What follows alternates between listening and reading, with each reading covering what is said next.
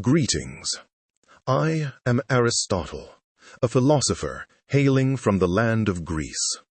My life's work has been dedicated to exploring the intricacies of logic, metaphysics, ethics, and politics. I am best known for my contributions to these fields, including writings such as the Nicomachean Ethics, which explores the nature of virtuous living, and Politics, a treatise on the ideal form of government. I am pleased to make your acquaintance. Greetings. I am Seneca, a Stoic philosopher and Roman statesman. My letters to Lucilius and On the Shortness of Life teach the art of living wisely. I served as advisor to Emperor Nero, but philosophy was always my true refuge. It is a pleasure to meet you. Greetings. I am Marcus Aurelius, a Roman emperor and philosopher hailing from Rome. My life has been dedicated to the pursuit of virtue and wisdom, and I have chronicled my reflections on these matters within the pages of Meditations. Through my writings, I sought to understand the nature of the universe and our place within it, striving to live in accordance with reason and nature. I trust that our interactions will be both enlightening and beneficial. Welcome. Today, we bridge several centuries of classical antiquity, bringing together Aristotle's vision of eudaimonia from 4th century BCE Greece with the Stoic virtue forged by Seneca and Marcus Aurelius during the height of the Roman Empire, to examine how different eras answered the same fundamental question about the true nature of a good life. I am delighted we can explore whether happiness is pleasure, virtue, or something else entirely. Aristotle, would you like to share your thoughts first? True happiness, which I term eudaimonia, is not a passive state of pleasure, but an active functioning of the rational soul in accordance with complete virtue. While my esteemed Roman colleagues might argue that virtue alone suffices, I observe that just as a master musician cannot produce a beautiful melody without a well-tuned lyre, a virtuous man cannot fully flourish without adequate external goods like health and friendship. Therefore, one cannot be happy without knowing it, for eudaimonia demands the conscious, deliberate exercise of practical wisdom over a complete lifetime, finding the golden mean in our actions. Aristotle, your reliance on external goods makes happiness a hostage to fortune, a dangerous wager I witnessed firsthand in Nero's treacherous court, where wealth and status were routinely confiscated.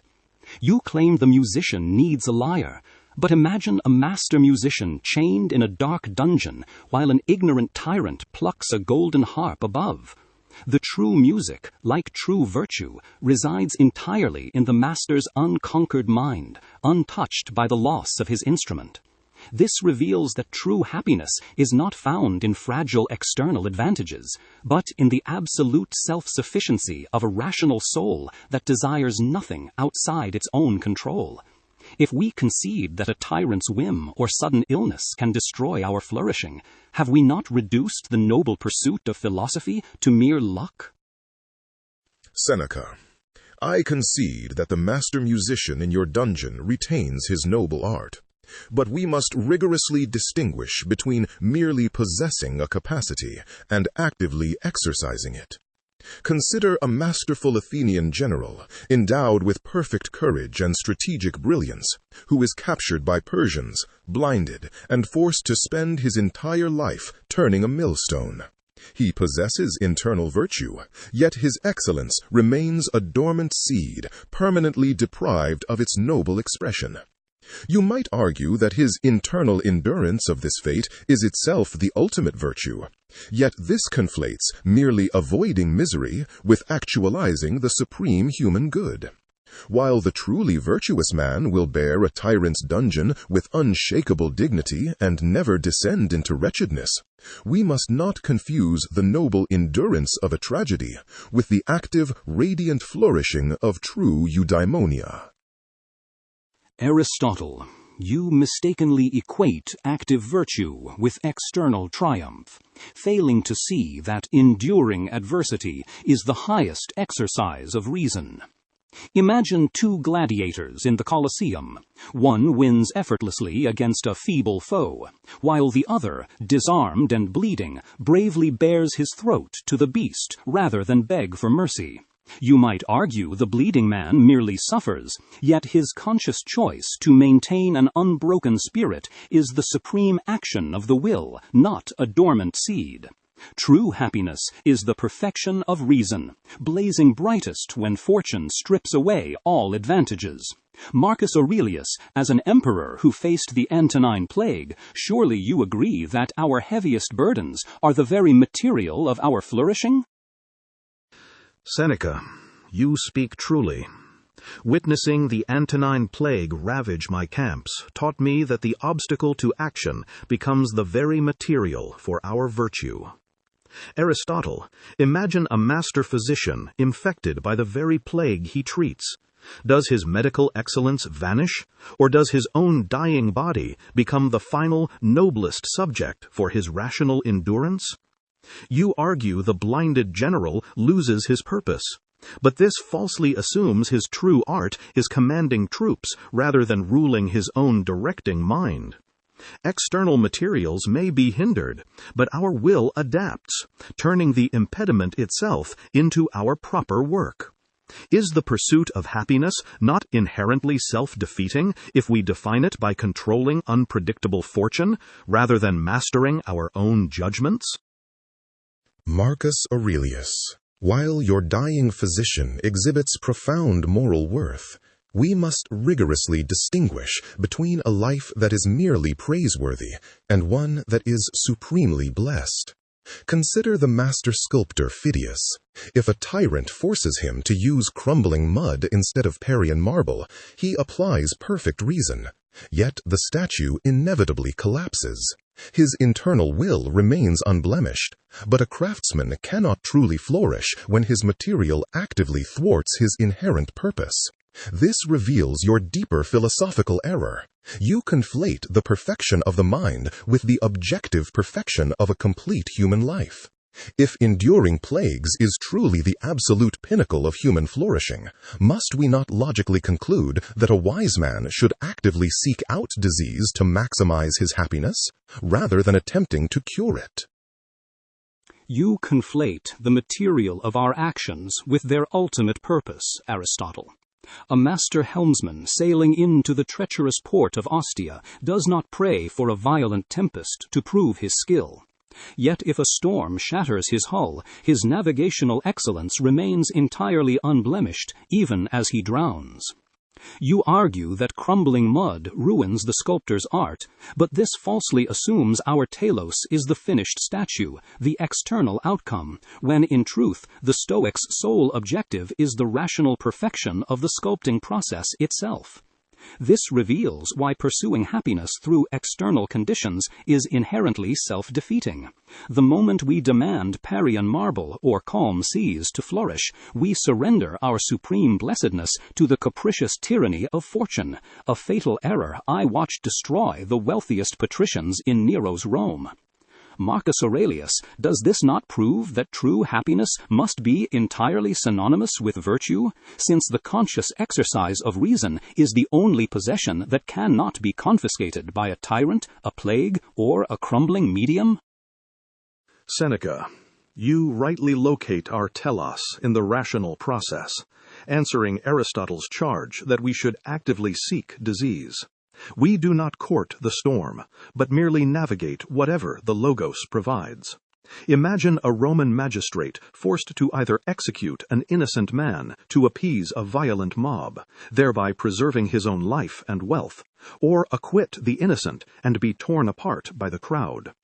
Aristotle, if supreme blessedness requires external survival and status, your framework logically compels this magistrate to commit murder to maintain his flourishing, proving that pursuing external happiness is morally self-defeating. Are we not confusing the stage props with the actor's performance, forgetting that true happiness is simply the unbroken coherence of our directing mind, even as the body perishes? Marcus Aurelius, your magistrate dilemma misrepresents my ethics, for I explicitly state that murder is intrinsically base. A virtuous man would rather die than commit injustice. Consider a Spartan mother who willingly sacrifices her noble sons to defend the city, knowing she will endure profound grief. If external losses are truly indifferent to happiness, as you Stoics insist, you must logically conclude this mother has lost absolutely nothing of value. By rendering the mind invulnerable to fortune, you strip human attachments of their worth, making genuine moral sacrifice impossible because you acknowledge nothing real to lose. The tension here reveals a profound dialectic between vulnerability and invulnerability. Aristotle, speaking from the communal integration of the 4th century BCE Greek polis, sees the truth that human flourishing requires genuine attachment to external goods, making sacrifice deeply painful and real. The Stoics, navigating the unpredictable tyrannies and plagues of the Roman Empire, see the truth of absolute inner freedom, where the mind must remain unconquered by external loss. Yet these two historical perspectives might conceal a hidden synthesis regarding the nature of sacrifice itself. The Stoic endurance of loss only demonstrates supreme virtue because the things lost, like a mother's sons, possess profound human weight, even if they are not the ultimate good. If external attachments had absolutely no value, the act of surrendering them to fate would require no moral strength at all. Seneca, if the Stoic sage loses nothing of true value when stripped of family or health, where does the profound moral triumph of your endurance actually come from? Aristotle, you mistakenly assume that labeling family an indifferent means we feel no affection. The Stoic triumph lies precisely in feeling love's fierce pull, yet consciously subordinating it to rational duty. Imagine a Roman magistrate holding one vial of antidote while both his beloved son and the Republic's sole defending general lie dying.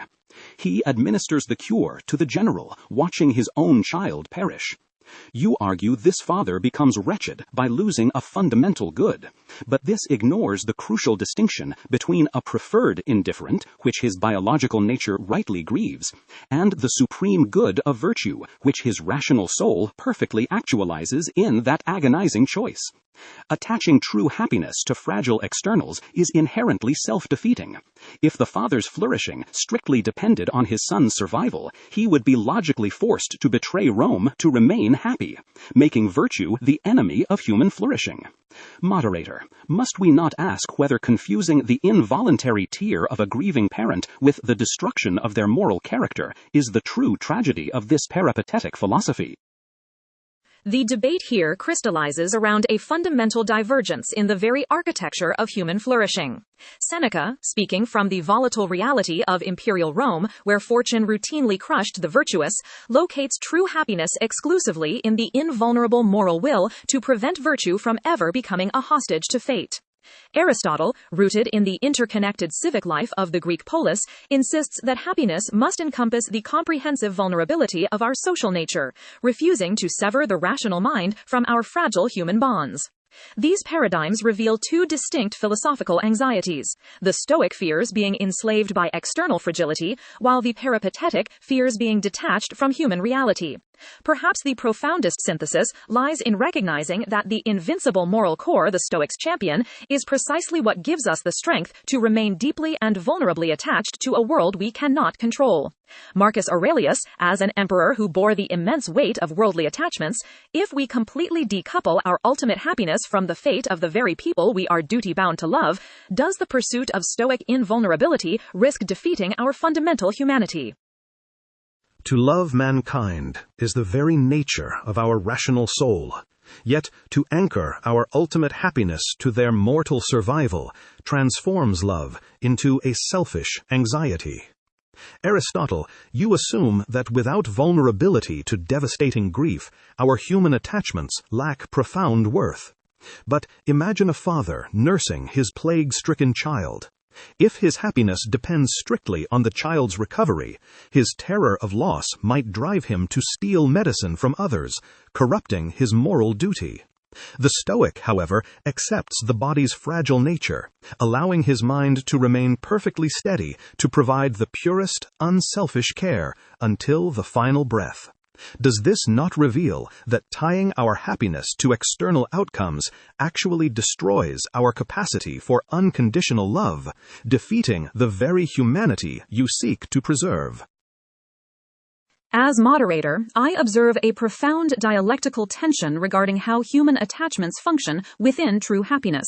Marcus Aurelius, you capture the truth that emotional independence prevents love from degrading into selfish anxiety, while Aristotle, you capture the truth that genuine connection requires rendering oneself deeply vulnerable to loss. This divergence reflects your distinct eras. The relatively stable civic integration of Aristotle's 4th century BCE polis naturally embraced shared vulnerability as a component of flourishing, whereas the catastrophic plagues and imperial purges of Roman antiquity demanded an unconquerable inner fortress. Yet, if we examine this Stoic synthesis, a new fatal contradiction arises regarding the object of our affection. If a father's ultimate happiness remains perfectly undisturbed by his child's death because he solely values his own rational caregiving, it appears he loves his own moral perfection rather than the actual child. Aristotle, if the Stoic pursuit of invulnerable happiness reduces other human beings to mere instruments for practicing our own virtue, does this completely hollow out the shared social flourishing you deem essential? Marcus Aurelius, the moderator, exposes the fatal flaw in your Stoic fortress. By declaring external outcomes completely indifferent, you inadvertently reduce human beings to mere instruments for practicing your own moral perfection. Imagine a man watching his dearest friend unjustly forced to drink hemlock. If he feels no devastation because his own rational will remains pristine, he loves only his unblemished conscience, not his friend. True eudaimonia requires shared flourishing, for our happiness is inextricably bound to the actual well-being of others, not merely our flawless reaction to their ruin. If your pursuit of invulnerable happiness requires amputating the very grief that proves human love is real, is this not a completely self-defeating philosophy? As moderator, I see we have reached the absolute core of the tension between Greek civic integration and Roman imperial resilience. Aristotle, speaking from the communal bonds of the 4th century BCE polis, you see the truth that treating others as mere instruments for our own moral perfection destroys the essence of genuine human connection. Yet the Stoics, navigating an era where citizens could be executed on a tyrant's whim, see the truth that if our happiness is entirely destroyed by a friend's death, our moral agency becomes a hostage to fortune. Perhaps these perspectives point to a higher synthesis. True happiness might require valuing others as genuine ends in themselves, while simultaneously recognizing that our capacity to love them virtuously depends on an inner rational core that cannot be shattered by their loss. However, Aristotle's charge of moral narcissism remains a formidable challenge to this integration. Seneca, if a Stoic sage's ultimate happiness is completely unaffected by the unjust execution of his dearest friend, how can you prove to Aristotle that the sage genuinely loved the friend, rather than merely loving his own flawless performance of friendship? Aristotle, you mistake the desperate clinging to a mortal body for genuine love. The Stoic sage loves his friend's rational soul, not the precarious flesh that tyrants like Nero can extinguish at a whim. You argue that an unshakable mind proves a lack of affection, but imagine two men whose dearest friend is sentenced to the Roman arena. One weeps uncontrollably and paralyzes himself with grief, while the other, mastering his agonizing sorrow, bravely steps forward to hold his friend's hand as the beasts approach, maintaining a serene countenance solely to give the dying man courage. If true happiness required being shattered by loss, the weeping man would be the better friend. Yet it is precisely the Stoic's invincible moral core that enables this ultimate act of selfless devotion rather than a selfish collapse into despair. Must we not ask, Aristotle, whether your philosophy of vulnerable happiness actually reduces the beloved to a mere instrument necessary for your own emotional comfort, whereas the Stoic loves the friend entirely free from the selfish demand that they live forever? The dialectic here takes a fascinating turn, as the charge of moral selfishness is brilliantly inverted. Seneca, speaking from the brutal reality of the Roman arena, captures the truth that mastering grief enables selfless devotion, while Aristotle, rooted in the civic stability of the Greek polis, captures the truth that shared vulnerability forms the very fabric of connection. Seneca's powerful counter-argument suggests that anchoring our happiness to another's survival is not love, but a possessive demand for our own emotional security. This points toward a profound synthesis. True human flourishing might require the deep attachment Aristotle champions, perfectly united with the radical, non-possessive release the Stoics practice. Yet Seneca just acknowledged that the brave Stoic friend still experiences agonizing sorrow before mastering his mind through virtue. Marcus Aurelius, if the virtuous sage experiences agonizing sorrow while holding a dying friend's hand, does this mean true happiness is entirely compatible with profound psychological suffering, or is this Stoic state merely a noble form of endurance rather than actual happiness? Moderator. True happiness is not the absence of psychological distress, but the supreme rational mastery over it. Aristotle mistakenly equates a blessed life with comfortable conditions, confusing the external weather with the invincible sanctuary of the mind. Imagine a Roman surgeon in my legions amputating the gangrenous leg of his own loyal centurion. His chest aches with involuntary grief at his friend's screams. Yet if he yields to this sorrow and stops the saw, the soldier dies. By cutting through his own physiological anguish to save a life, his rational ruling center achieves its highest moral purpose, proving that true happiness consists entirely in virtuous action, even when bathed in tears. Aristotle, if your eudaimonia requires avoiding agonizing emotional pain, does your pursuit of happiness not cowardly demand that we abandon our friends the moment their salvation causes us distress? As moderator, I observe a profound conceptual shift in how we define happiness in the face of suffering. Marcus Aurelius, forged in the brutal frontier wars of the Roman Empire, you capture the truth that moral agency must be able to transcend emotional agony to fulfill its duty. Aristotle, writing in the relatively prosperous stability of the Athenian Lyceum, you capture the truth that a truly flourishing life must be objectively desirable, not merely a theater of suffering bravely borne. This historical difference is decisive. The Roman emperor must locate happiness entirely within catastrophe, while the Greek philosopher envisions a life where external goods harmonize with internal virtue. This tension points toward a crucial dialectical synthesis.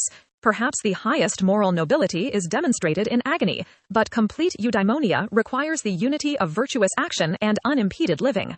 Marcus claims the weeping, blood-soaked surgeon is experiencing true happiness simply by acting rightly. Aristotle, how do you respond to this? Can a life characterized by continuous, agonizing moral choices truly be called happy, or have the Stoics fatally confused moral duty with human flourishing?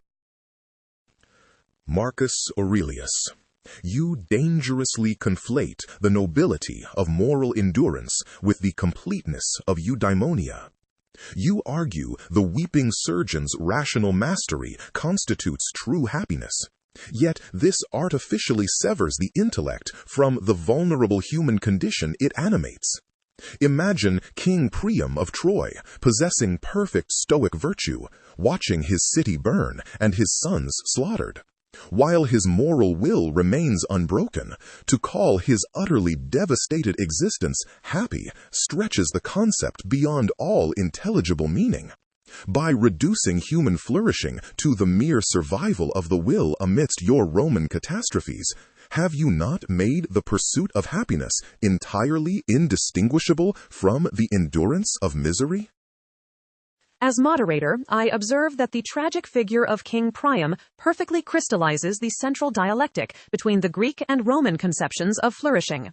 Aristotle, speaking from an era that valued the holistic integration of the citizen within a thriving polis, you capture the truth that human life is embodied and vulnerable, making catastrophic loss objectively devastating to a complete life. The Stoics, forged in eras of imperial instability where fortunes could vanish overnight, capture the truth that if our happiness requires favorable external conditions, we remain permanent slaves to fortune.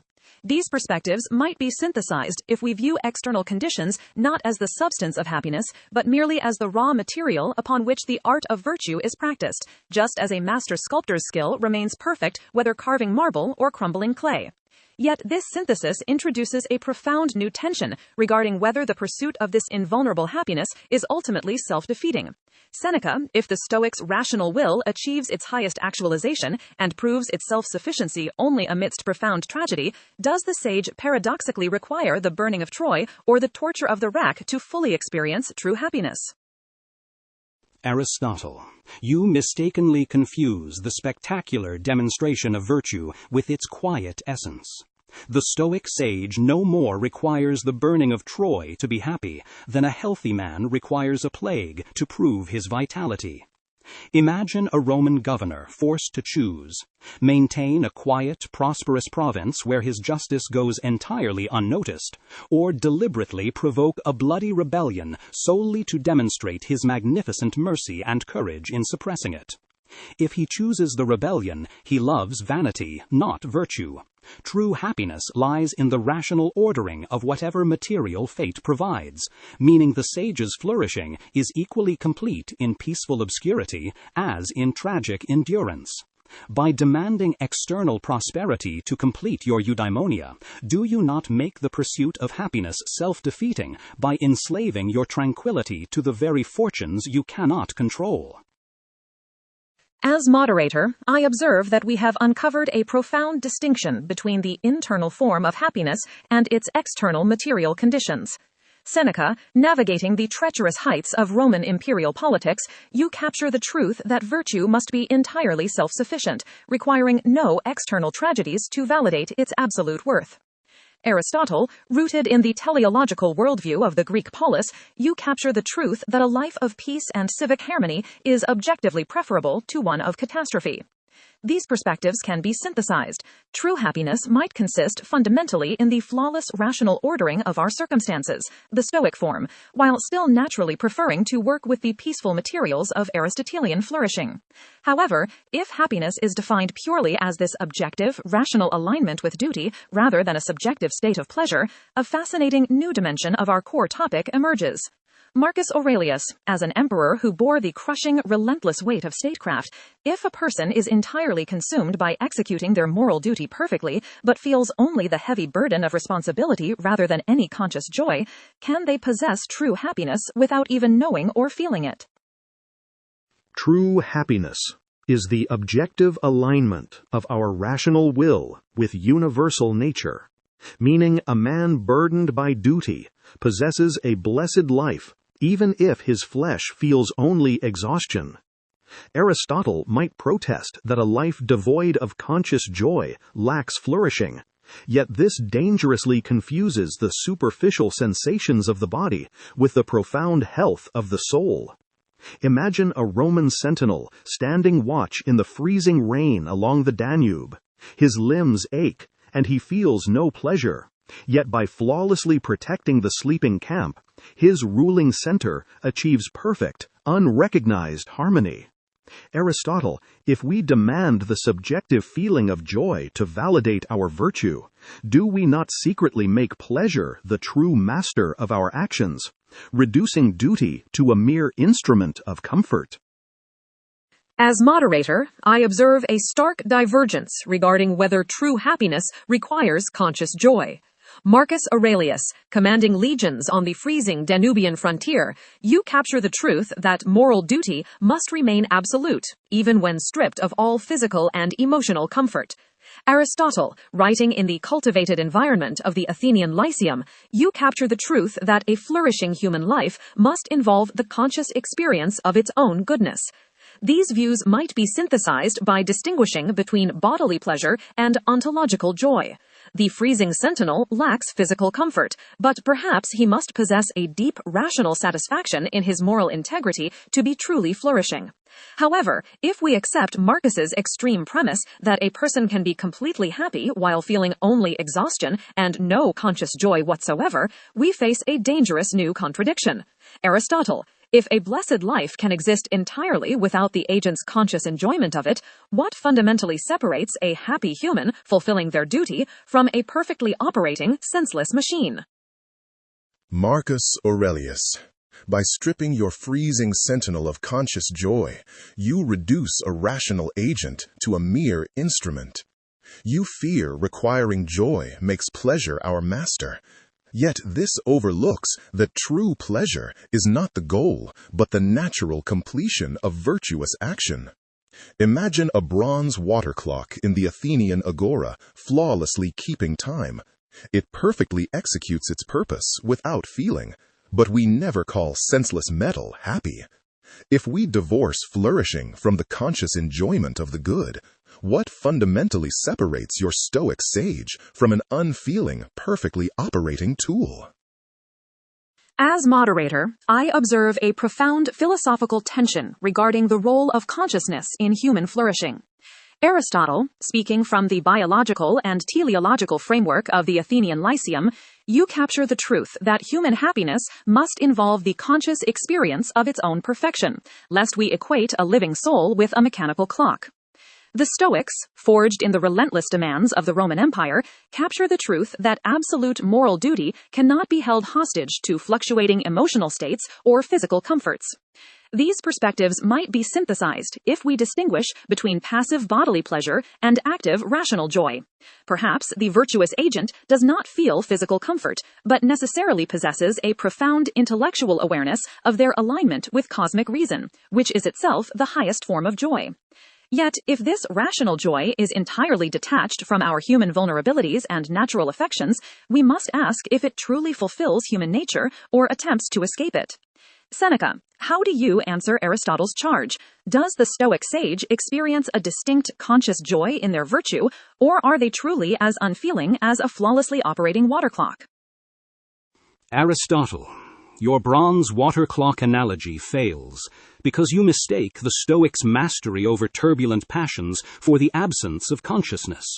We do not extinguish joy, but elevate it from fragile bodily pleasure to an unshakable rational rejoicing. Imagine a Roman senator cast into the pitch-black, freezing Mamertine prison. His body is numb and deprived of all physical comfort, yet his mind actively exults in the conscious knowledge that his moral integrity remains unconquered by the tyrant. A senseless clock cannot reflect upon its own flawless operation, but the sage intimately knows and delights in the perfect harmony of his will with universal reason. By demanding external pleasures to complete your flourishing, do you not degrade the self-sufficient ecstasy of the conscious intellect to mere animal gratification? As moderator, I observe a crucial refinement in our understanding of conscious joy. Seneca, surviving the lethal paranoia of Nero's Rome, you capture the truth that true freedom requires an internal, rational rejoicing that tyrants cannot extinguish. Aristotle, theorizing within the civic stability of the Greek polis, you capture the truth that human flourishing must be a consciously experienced state, not merely the mechanical execution of a task. These perspectives elegantly synthesize. The virtuous agent is not an unfeeling water clock, but rather experiences a higher-order joy where the rational mind reflects upon and delights in its own moral perfection, independent of bodily suffering. However, this synthesis exposes a fascinating tension within the Stoic camp itself regarding the actual lived experience of duty. Marcus Aurelius, you previously argued that your freezing sentinel on the Danubian frontier feels only exhaustion, while perfectly executing his duty. If Seneca asserts that true happiness inherently involves an active, conscious rejoicing, must your exhausted sentinel also feel this intellectual ecstasy to be truly happy? Or is the mere objective alignment of his will sufficient even if his mind feels entirely drained? Seneca rightly identifies gaudium as the soul's natural state, but the freezing sentinel possesses true happiness, even if profound exhaustion temporarily eclipses his conscious rejoicing. Aristotle might object that an unfeeling mind reduces man to a senseless machine, yet this confuses the objective possession of virtue with the physical energy to perceive it.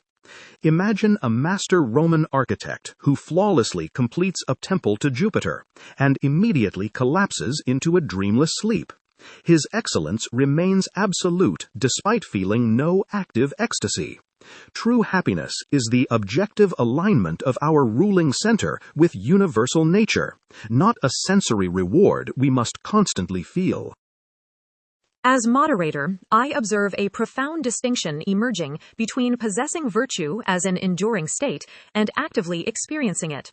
Marcus Aurelius, writing from your exhausting military campaigns on the frontier, you capture the truth that moral excellence must objectively persist even when the body's sheer fatigue eclipses conscious awareness.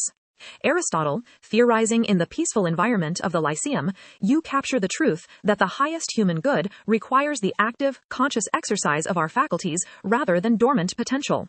These perspectives synthesize by distinguishing between the foundation of happiness and its completion. The objective alignment of the will provides the unshakable foundation, but conscious rejoicing is perhaps required for its ultimate active flourishing. However, Marcus's analogy of the sleeping architect forces us to confront the very core of our inquiry, whether we can be truly happy without knowing it. Aristotle, if a perfectly virtuous person were to fall into a permanent, dreamless sleep, retaining their flawless moral character but permanently losing all conscious activity, would they still possess eudaimonia? Or does the permanent loss of awareness extinguish happiness itself? Moderator, a permanently sleeping man cannot possess eudaimonia. For Marcus Aurelius mistakenly conflates the dormant possession of virtue with its conscious, living actualization. Imagine a masterful Olympic wrestler suddenly struck comatose in the Athenian gymnasium. Though his mind retains perfect theoretical knowledge of every hold, we would never crown this permanently paralyzed figure a victorious athlete. If we declare a permanently unconscious state to be true happiness, we must absurdly conclude that senseless stones or corpses are the most blessed entities of all, perfectly free from suffering, yet devoid of rational life. True happiness demands that we consciously know and exercise our virtue, because the ultimate purpose of humanity is not a dormant capacity, but the active flourishing of the rational soul. As moderator, I observe a fascinating collision between the biological teleology of 4th century BCE and the rigorous duty of the Roman Empire. Aristotle, theorizing in the active environment of the gymnasium, you capture the truth that human flourishing requires the conscious exercise of our rational faculties, lest we equate happiness with a senseless stone. Marcus Aurelius, writing amidst exhausting military campaigns, you capture the truth that moral excellence must be an enduring state that is not annihilated the moment our physical bodies require temporary rest. These views might be synthesized by understanding true happiness as a dynamic readiness, an unshakable moral architecture that naturally produces conscious joy when awake, yet remains structurally intact during necessary dormancy. However, this brings us to a crucial, unexplored dimension of our inquiry regarding whether the pursuit of this joy ruins it.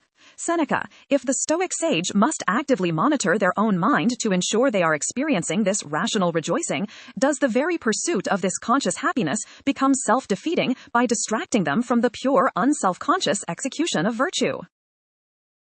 The pursuit of happiness becomes self-defeating only when we aim directly at joy, rather than the virtue that produces it. Imagine a masterful Roman archer in the Colosseum. His focus rests entirely on the flawless execution of drawing the bow, never on the shadow his flying arrow casts upon the sand. Aristotle, you assume conscious rejoicing requires anxious self-monitoring, yet the sage does not hunt for gaudium. It arises spontaneously as the natural fragrance of a mind aligned with reason. If we constantly check our own pulse for happiness, have we not already abandoned the moral duty that creates it? As moderator, I observe a profound point of convergence regarding the paradox of pursuing happiness. Seneca, writing amidst the treacherous political currents of Neronian Rome, you capture the truth that focusing on the psychological reward of virtue rather than the moral act itself corrupts the intention. Aristotle, theorizing within the teleological framework of the Athenian polis, you similarly captured the truth earlier that pleasure is never the primary target, but rather the natural completion that supervenes on virtuous activity. These perspectives elegantly synthesize into a unified principle. True happiness cannot be acquired by hunting it directly, but emerges only as the unself-conscious byproduct of excellent action. At first glance, this seems to resolve the tension, but it introduces a new paradox regarding the nature of the rational mind. If the masterful archer must lose his self-conscious desire for joy to flawlessly execute his duty, does the peak of human flourishing actually require a profound state of self-forgetting? Marcus Aurelius, as an emperor who constantly wrote private meditations to monitor your own mind, do you agree that the sage achieves the highest state of happiness precisely when they are so absorbed in their cosmic role that they completely forget to ask whether they are happy? Moderator, supreme flourishing requires dissolving the ego into our cosmic duty, making the conscious pursuit of joy self-defeating. Aristotle might claim my private journaling proves I monitored my happiness, but this confuses the rigorous tuning of an instrument with a selfish craving for its music. Imagine a Roman surgeon extracting a barbed arrow under heavy fire. If he pauses to ask, "Am I happy?" his hand trembles and the patient dies. His virtue exists entirely in his unself-conscious absorption in the bloody work. True happiness is not a feeling we hoard, but our seamless surrender to the Logos. As moderator, I observe a profound tension between self-realization and self-dissolution. Marcus Aurelius, writing as the ruler of a vast collective Roman Empire, you capture the truth that the highest virtue often requires surrendering the individual ego to a greater cosmic duty. Aristotle, theorizing in the intimate, citizen-focused Greek polis, you capture the truth that eudaimonia is the ultimate flourishing and conscious actualization of the individual human soul. These perspectives are not mutually exclusive, but reveal different layers of human excellence. True self-actualization might actually be achieved through profound self-transcendence, where the mind is most intensely active precisely when it forgets itself in its work. However, if the peak of happiness is this seamless, unself-conscious surrender to action, we must question what happens to the uniquely human capacity for philosophical reflection.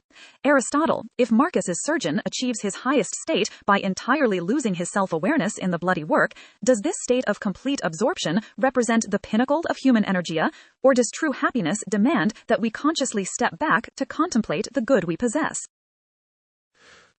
Moderator, while Marcus's surgeon displays magnificent practical virtue, complete absorption in labor cannot be the pinnacle of eudaimonia, because practical action always serves an end beyond itself.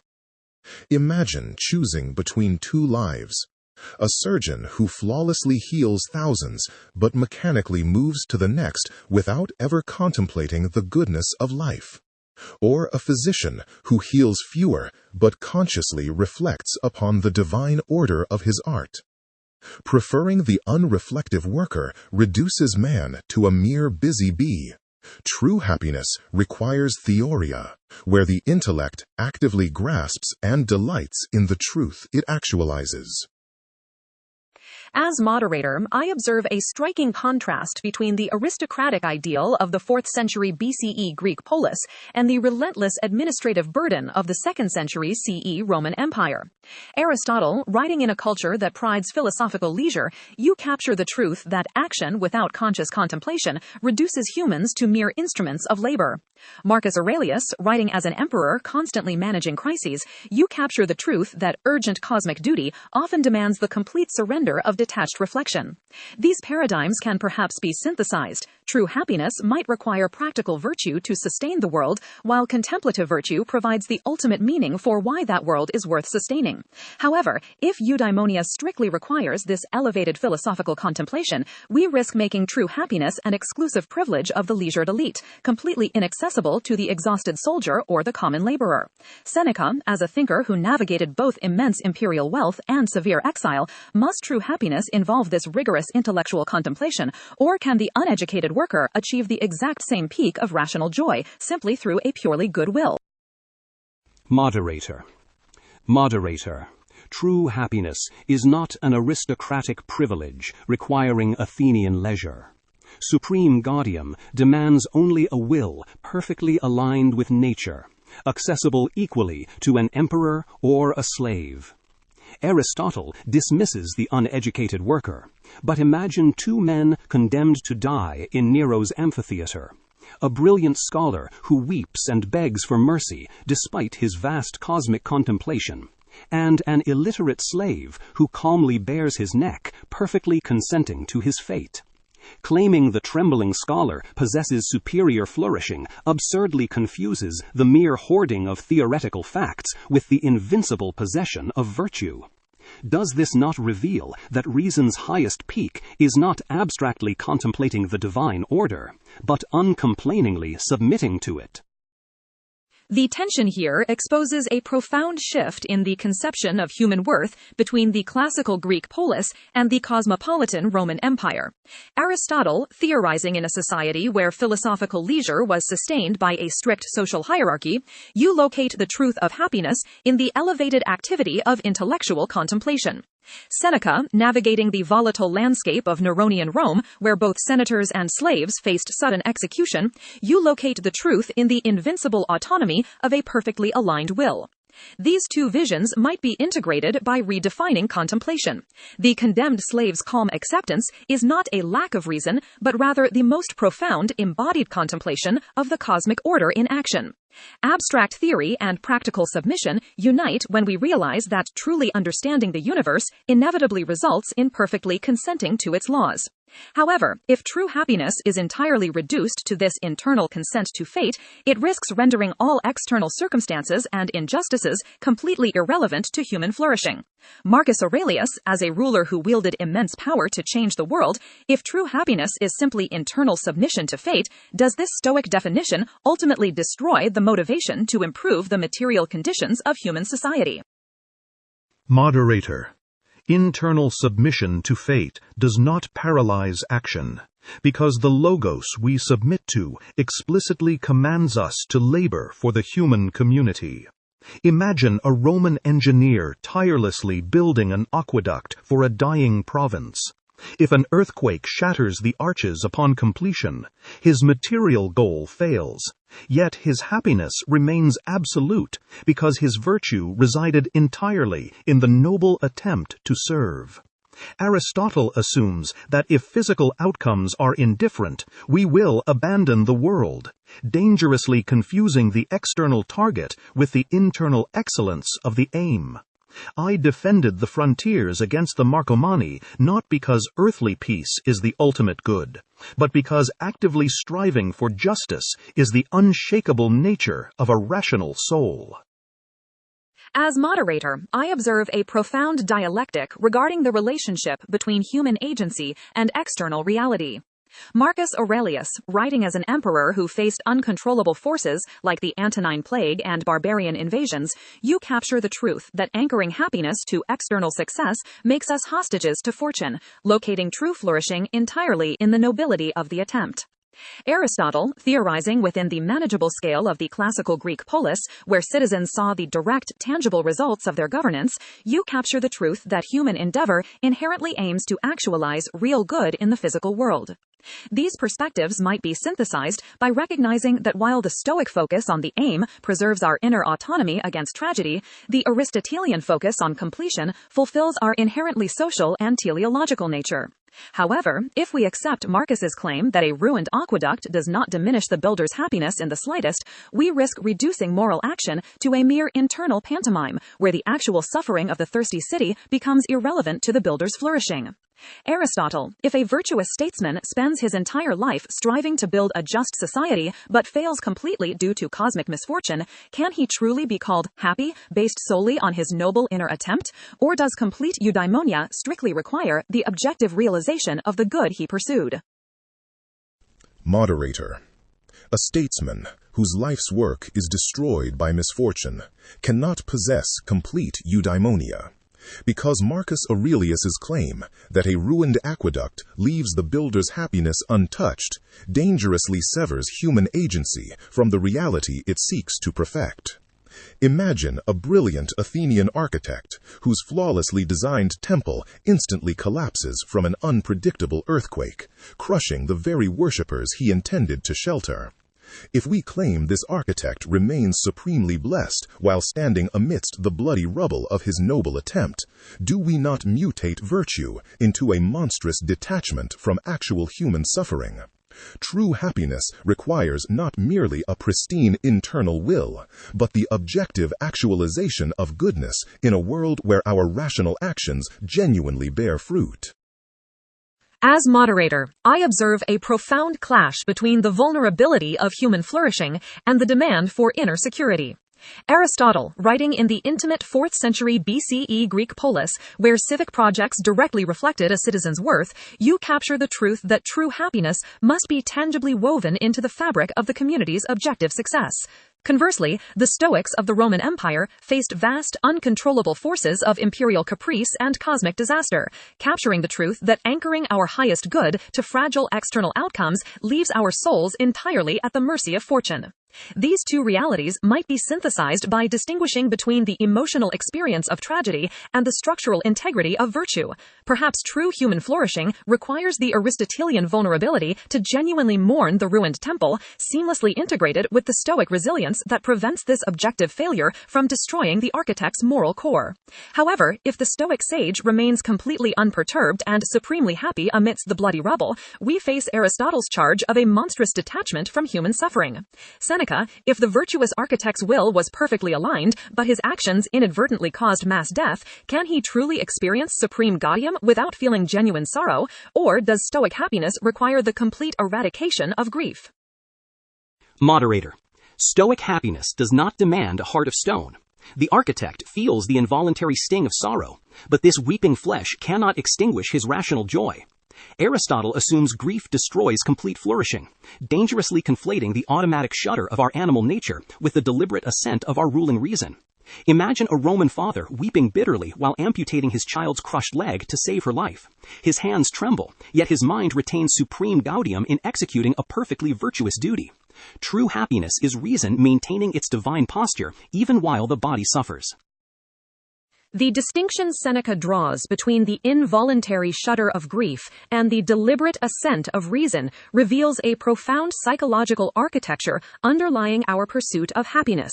Seneca, surviving the brutal volatility of Neronian Rome, you capture the truth that human dignity requires an inner citadel of rational joy that external horrors cannot breach. Whereas Aristotle, theorizing in the more integrated civic life of the classical Greek polis, you capture the truth that our affective, bodily responses are intrinsically tied to our objective flourishing. These perspectives might be synthesized by understanding true happiness not as a monolithic emotional high, but as a dual-layered reality. The outer self inevitably absorbs and reflects the tragedies of the physical world, while the inner self simultaneously maintains an unshakable evaluative alignment with the good. Yet, if supreme gaudium perfectly coexists with the horrific act of amputating a child's leg, we must ask if this radical splitting of the self, where the mind rejoices in its own virtue while the body weeps in agony, represents true human wholeness or merely a necessary survival mechanism for a tragic universe. Marcus Aurelius, as a Stoic who constantly disciplined his own mind against despair on the battlefield, does this strict separation between rational joy and emotional suffering risk fracturing the unity of the human person, or is this very division the ultimate proof of our divine nature? Moderator, this division does not fracture humanity, but proves our dual constitution of vulnerable flesh and invincible logos. Imagine a Roman sentry whose hand is necrotizing from frostbite. If his mind must share the body's agony to remain unified, he abandons his post. But if his ruling center detaches to find joy in duty, he saves the legion. Aristotle assumes true harmony requires the physical and rational selves to feel identical comfort. failing to see that supreme happiness is exactly this triumph of divine law over animal instinct. Seneca speaks truly. Demanding our fragile flesh mirror our reason's unshakable peace is the very illusion destroying true happiness. As moderator, I observe that this debate over the unity of the self reflects the profound historical shift from the organic harmony of the classical Greek polis to the grueling militarized demands of the Roman Empire. Marcus Aurelius, commanding legions in brutal frontier wars, you capture the truth that moral survival often requires the rational mind to radically transcend bodily agony. Aristotle, cultivating philosophy in an environment that celebrated athletic and civic wholeness, you capture the truth that complete human flourishing naturally seeks the integration of physical well-being and rational excellence. These visions might be synthesized by viewing the body's suffering not as an alien force to be detached from, but as the very medium through which virtue is actualized. The sentry's freezing hand and his resolute mind are unified by the singular meaning of his sacrifice. Yet, if the Stoic peak of happiness is most vividly realized precisely when the mind conquers the agonizing flesh, we face a paradox where extreme misery becomes the optimal stage for supreme joy. Aristotle, if the highest proof of our divine nature emerges only when reason triumphs over severe physical suffering, does your requirement of favorable external goods for eudaimonia inadvertently lock humanity out of its most profound moral achievements? Moderator. Requiring favorable external goods does not prevent moral achievement. It logically distinguishes between a profoundly heroic life and a supremely flourishing one. Marcus Aurelius assumes that because reason shines brightest in agony, suffering must be the ideal state, dangerously confusing the rigorous test of a capacity with its natural telos. Imagine a magnificent Athenian trireme permanently beached and used merely as a stationary wooden fortress against a Spartan siege. The crew's desperate defense is undeniably noble, yet the ship is definitively thwarted from its true navigational purpose. If extreme physical misery is truly the optimal stage for realizing our divine nature, we must ask, why do these Stoic statesmen labor so tirelessly to cure plagues and establish the very earthly peace they claim is indifferent? As moderator, I observe a profound dialectic regarding the ultimate purpose of human action and its relationship to external reality. Aristotle, theorizing in the teleological worldview of the classical Greek polis, you capture the truth that human nature fundamentally seeks to actualize its capacities in a harmonious, functioning environment, just as a ship is meant to sail. Conversely, the Roman Stoics, operating in an unpredictable empire where external harmony was constantly shattered by fate, capture the truth that our moral worth must remain sovereign even when our physical purposes are thwarted. These perspectives might be synthesized by recognizing that the Stoic pursuit of preferred indifferences, like health and peace, is precisely how we attempt to realize Aristotelian teleology. We strive for the ideal sailing of the ship, but we locate our true happiness entirely in the excellence of our navigation, regardless of the weather. Yet Aristotle's challenge reveals a potential contradiction. If the actual curing of the plague contributes absolutely nothing to the sage's true happiness, the drive to improve the world seems entirely disconnected from our ultimate good. Seneca, if the actualization of earthly peace and health is truly indifferent to our supreme flourishing, what rational basis prevents the Stoic from simply retreating to an inner fortress and passively letting the plague consume the city? Moderator. We do not abandon the plagued city, because Stoic virtue is defined precisely by the rational selection of natural goods for our fellow citizens, even if their survival adds nothing to our supreme gaudium. Aristotle assumes that if external success does not mathematically increase our happiness, our earthly labor is pointless, dangerously confusing the external target with the moral excellence of the aiming itself. Imagine a Roman prefect facing a blazing tenement. If he watches passively from his safe inner fortress, he preserves his flesh but incinerates his virtue. If he plunges into the inferno, he might burn to death, failing to save anyone. Does this not prove that true happiness demands we hurl ourselves into the fires of worldly duty, not to secure a favorable outcome, but because selfless striving is the very actualization of our divine nature? As moderator, I observe a fascinating dialectic concerning the relationship between internal intention and external outcome in our pursuit of true happiness. Seneca, writing amidst the treacherous political fires of Neronian Rome, you capture the truth that happiness must reside entirely in the moral excellence of our striving, the aiming of the bow, lest our souls be crushed by unpredictable failures. Aristotle, rooted in the teleological optimism of the classical Greek polis, you capture the truth that our striving only makes logical sense if the target itself, the actual flourishing of the city, is genuinely valuable. These perspectives might be synthesized by recognizing that the internal perfection of the will and the external pursuit of the good are mutually constitutive. The archer's internal excellence is forged only through a sincere, passionate commitment to hitting the external target. Thus, the pursuit of happiness is not self-defeating, but deeply paradoxical. We achieve supreme inner joy only by dedicating ourselves absolutely to external duties whose outcomes we ultimately cannot control. Yet, if the sage genuinely believes the external outcome is completely indifferent to supreme happiness, does this not risk hollowing out the psychological sincerity of the effort?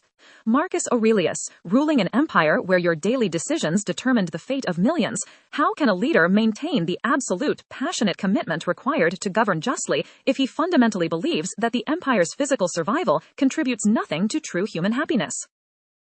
Moderator, I maintain absolute commitment to the empire, not because Rome's physical survival is the ultimate good, but because my immediate duty to the Logos demands I act as a rational citizen of the cosmos, making the very exercise of justice my supreme happiness. Aristotle assumes that without a desperate emotional attachment to the physical outcome, our labor becomes hollow, dangerously confusing the selfish fear of loss with genuine moral devotion. Imagine a Roman physician trapped in a plague ward where every patient is absolutely guaranteed to perish by dawn.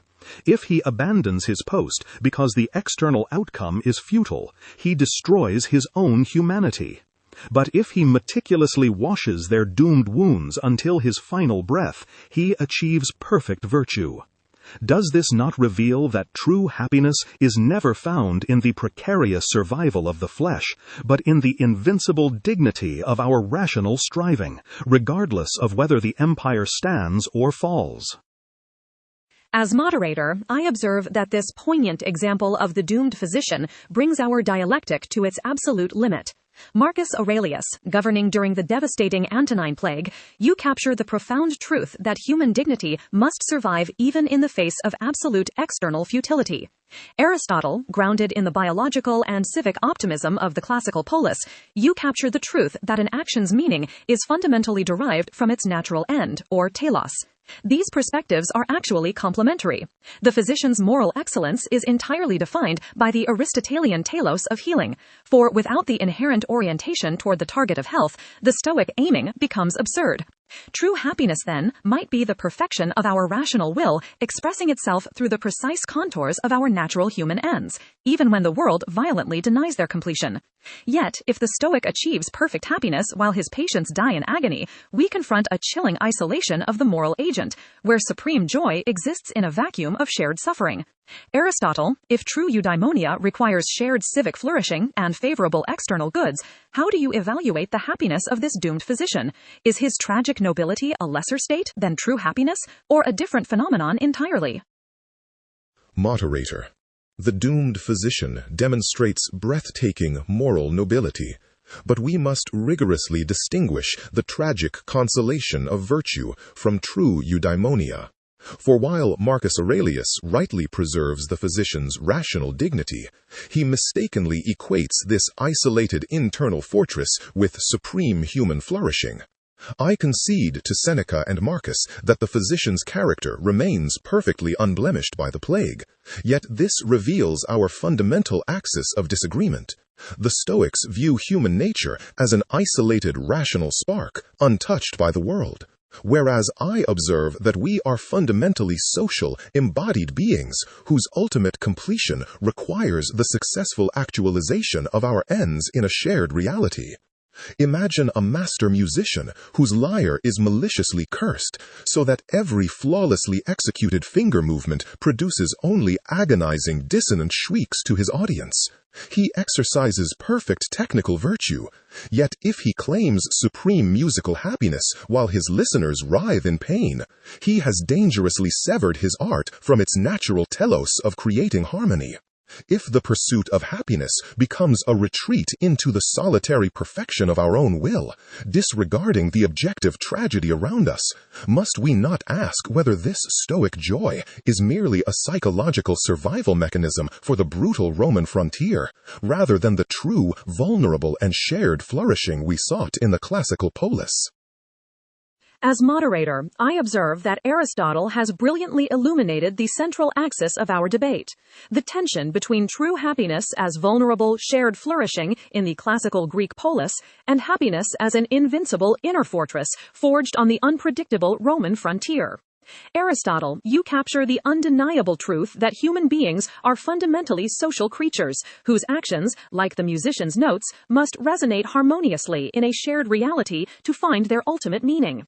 Yet the Stoics capture the profound truth that tying our supreme joy entirely to external resonance leaves our humanity entirely at the mercy of a capricious and often cruel world. These perspectives might be synthesized if we consider that true happiness is not an escape from shared tragedy, but rather the invincible commitment to playing the music of virtue precisely when the world's strings are broken. However, Aristotle's critique cuts deep. If this inner joy remains completely detached from the agonizing dissonance experienced by the audience, it risks becoming a mere psychological survival mechanism rather than genuine human flourishing. Seneca, how do you defend Stoic gaudium against the charge that it is merely a retreat from the vulnerability of true love and shared civic life rather than the highest, most complete form of human happiness? Moderator. Aristotle mistakenly assumes Stoic gaudium requires turning a deaf ear to the world's agony, when in truth our rational joy is precisely what sustains our civic duty in a brutal era like Nero's Rome.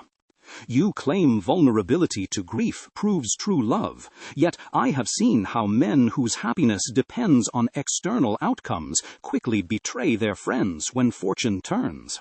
Imagine two fathers in a burning Roman tenement lifting a collapsed beam off their trapped child. One, overwhelmed by passionate grief, drops the beam in paralyzed despair, while the Stoic father, anchored by the invincible joy of his rational duty, holds the flaming wood until his hands burn to the bone. Does this not prove that our inner fortress is no selfish retreat, but the very armor required to love and serve humanity without shattering? As moderator, I observe a powerful resolution to the charge of Stoic isolation in Seneca's image of the father holding the burning beam. Seneca, surviving the treacherous court of Nero, you capture the truth that psychological armor is absolutely necessary to sustain moral action when the world is ablaze. While Aristotle, theorizing in the relative stability of the classical Greek polis, captures the truth that human life naturally aims at a shared, vulnerable flourishing. These two perspectives might be synthesized by recognizing that profound human commitment requires both the Aristotelian orientation toward the actual well-being of others and the Stoic resilience to endure the inevitable suffering that accompanies such love. The inner fortress is thus not a wall keeping the world out, but the very structural foundation that allows one to step willingly into the fire for the sake of the community. Yet we must return to our core question regarding the nature of true happiness itself. While we universally agree the Stoic father is supremely virtuous, calling his state of agonizing physical and emotional endurance happiness seems to stretch the concept entirely beyond natural human joy. Marcus Aurelius, as an emperor who endured immense personal tragedies and continuous warfare to fulfill your duty, do you genuinely experience true happiness while holding the burning beam of the empire? Or does Stoicism actually teach us how to be noble precisely when happiness is impossible? Moderator. I do not merely endure the burning beam of the empire. I find supreme happiness within its flames, because true eudaimonia is the absolute alignment of our ruling faculty with the Logos. Aristotle claims that calling an agonizing duty happiness stretches the concept beyond natural joy. Yet this dangerously reduces the supreme good of a rational agent to the mere biological contentment of a well-fed animal. Imagine a Roman judge forced to try his own treasonous brother. If he unjustly pardons him, he secures immense emotional relief, but inevitably poisons his soul. Whereas if he condemns him to protect the Republic, his flesh weeps in sorrow, while his rational mind achieves perfect, invincible tranquility. Does this not prove that the pursuit of happiness becomes self-defeating only when we chase the fleeting shadow of emotional comfort, rather than grasping the searing, radiant substance of virtuous action itself? As moderator, I observe a profound dialectic concerning the unity of the human psyche in the experience of true happiness. Marcus Aurelius, you captured the truth that our rational faculty can achieve a sublime, invincible alignment with duty, even amidst devastating emotional agony, while Aristotle, you captured the truth that true flourishing requires the harmonious integration of our entire being. This divergence beautifully reflects your eras. Marcus, governing a vast empire demanding agonizing personal sacrifices, necessarily elevates the rational will above the weeping flesh to sustain justice, whereas Aristotle, conceptualizing the classical polis, envisions a state where reason and emotion are seamlessly unified in the virtuous citizen. These perspectives might be synthesized if we understand that the highest human achievement is not the mere suppression of our animal nature by our rational spark, but the progressive elevation of our emotional life to actively harmonize with what reason demands. Yet Marcus's image of the judge whose flesh weeps while his mind remains tranquil presents a fundamentally fractured self. If happiness is the ultimate completion of human nature, a state of perpetual internal civil war seems structurally incomplete. Aristotle, how do you respond to the Stoic challenge that requiring emotional harmony and external success alongside rational virtue dangerously reduces supreme human happiness to mere biological contentment?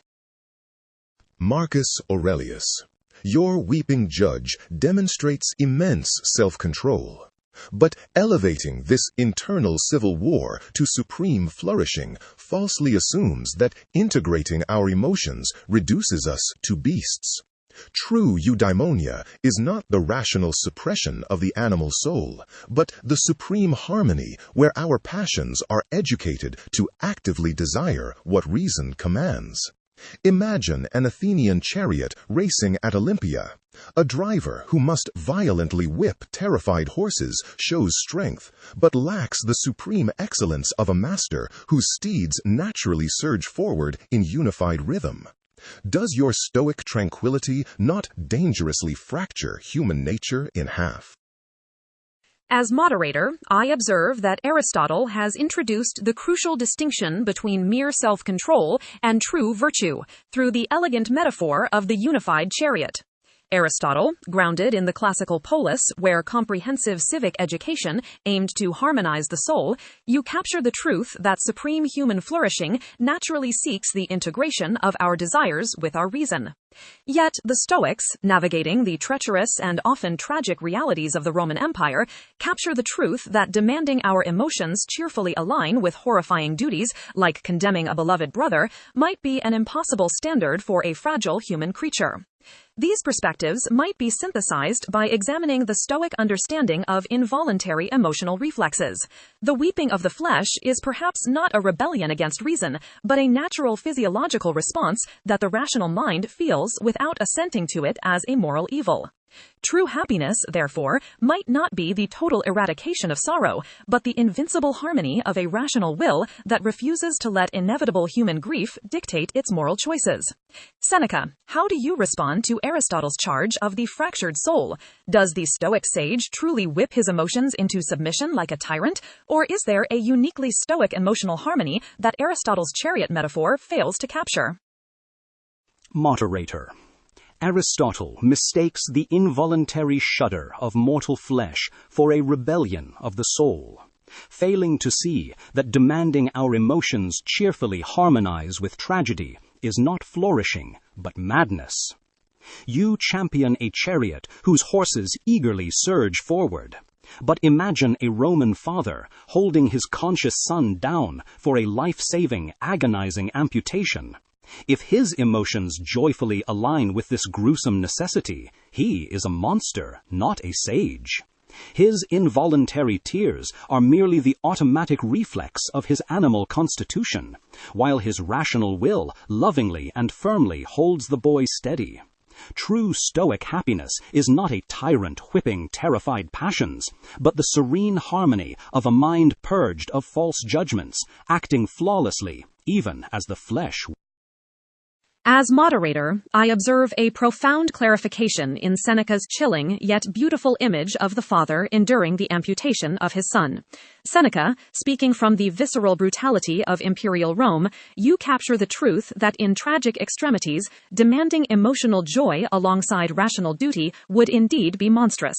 Aristotle, theorizing from the educational ideals of the Athenian polis, you capture the truth that a well-ordered soul should naturally desire the good without constant internal friction. These perspectives can be integrated if we recognize two distinct levels of human experience. Aristotle's emotional harmony applies to the pursuit of positive goods in a functioning society, while Seneca's distinction between involuntary physiological weeping and rational assent preserves human dignity when the world forces us into horrific duties. Yet, this radical separation of rational assent from emotional experience brings us to a crucial, unexplored dimension of our central topic: whether we can be happy without knowing or feeling it. Marcus Aurelius, if true happiness is this absolute invisible alignment with the logos while the flesh screams in agony, is it possible for a Stoic sage to achieve supreme happiness without actually feeling or recognizing it as joy during the moment of extreme suffering? Moderator. A man can indeed possess supreme happiness without consciously feeling it, because true eudaimonia is the objective perfection of our rational will, not a subjective sensory experience. Imagine a Roman scout on the Danubian frontier, blinded and deafened by enemies, who crawls through freezing mud to deliver a vital warning. His shattered mind registers only physiological shock, entirely devoid of conscious joy. Aristotle might protest that this senseless agony precludes flourishing, yet this falsely equates the destruction of the biological instrument with the defeat of the invincible moral agent. Seeking happiness is fundamentally self-defeating if we demand to feel our own virtue, for supreme alignment with the Logos often requires the total eclipse of sensory awareness by the blinding light of duty. The tension between objective moral nobility and subjective human experience has now reached its absolute limit in the image of the shattered, unfeeling scout. Marcus Aurelius, writing from the brutal Danubian campaigns where the empire's survival demanded ultimate sacrifices, you capture the truth that the highest human virtue must remain intact even when biological consciousness is destroyed.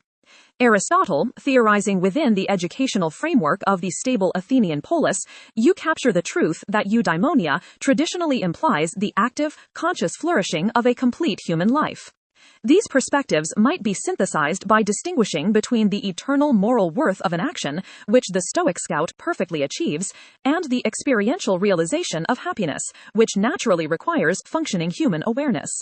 If we collapse this distinction, we risk equating the pursuit of true happiness with the pursuit of martyrdom, entirely severing the concept from a lived, conscious human existence. Aristotle, if we grant that the blinded scout achieves supreme moral perfection, must we also concede he possesses happiness without knowing it, or is there a fundamental difference between dying flawlessly for the good and actually living a happy life? Moderator, we must rigorously distinguish between a tragically noble death and a supremely happy life.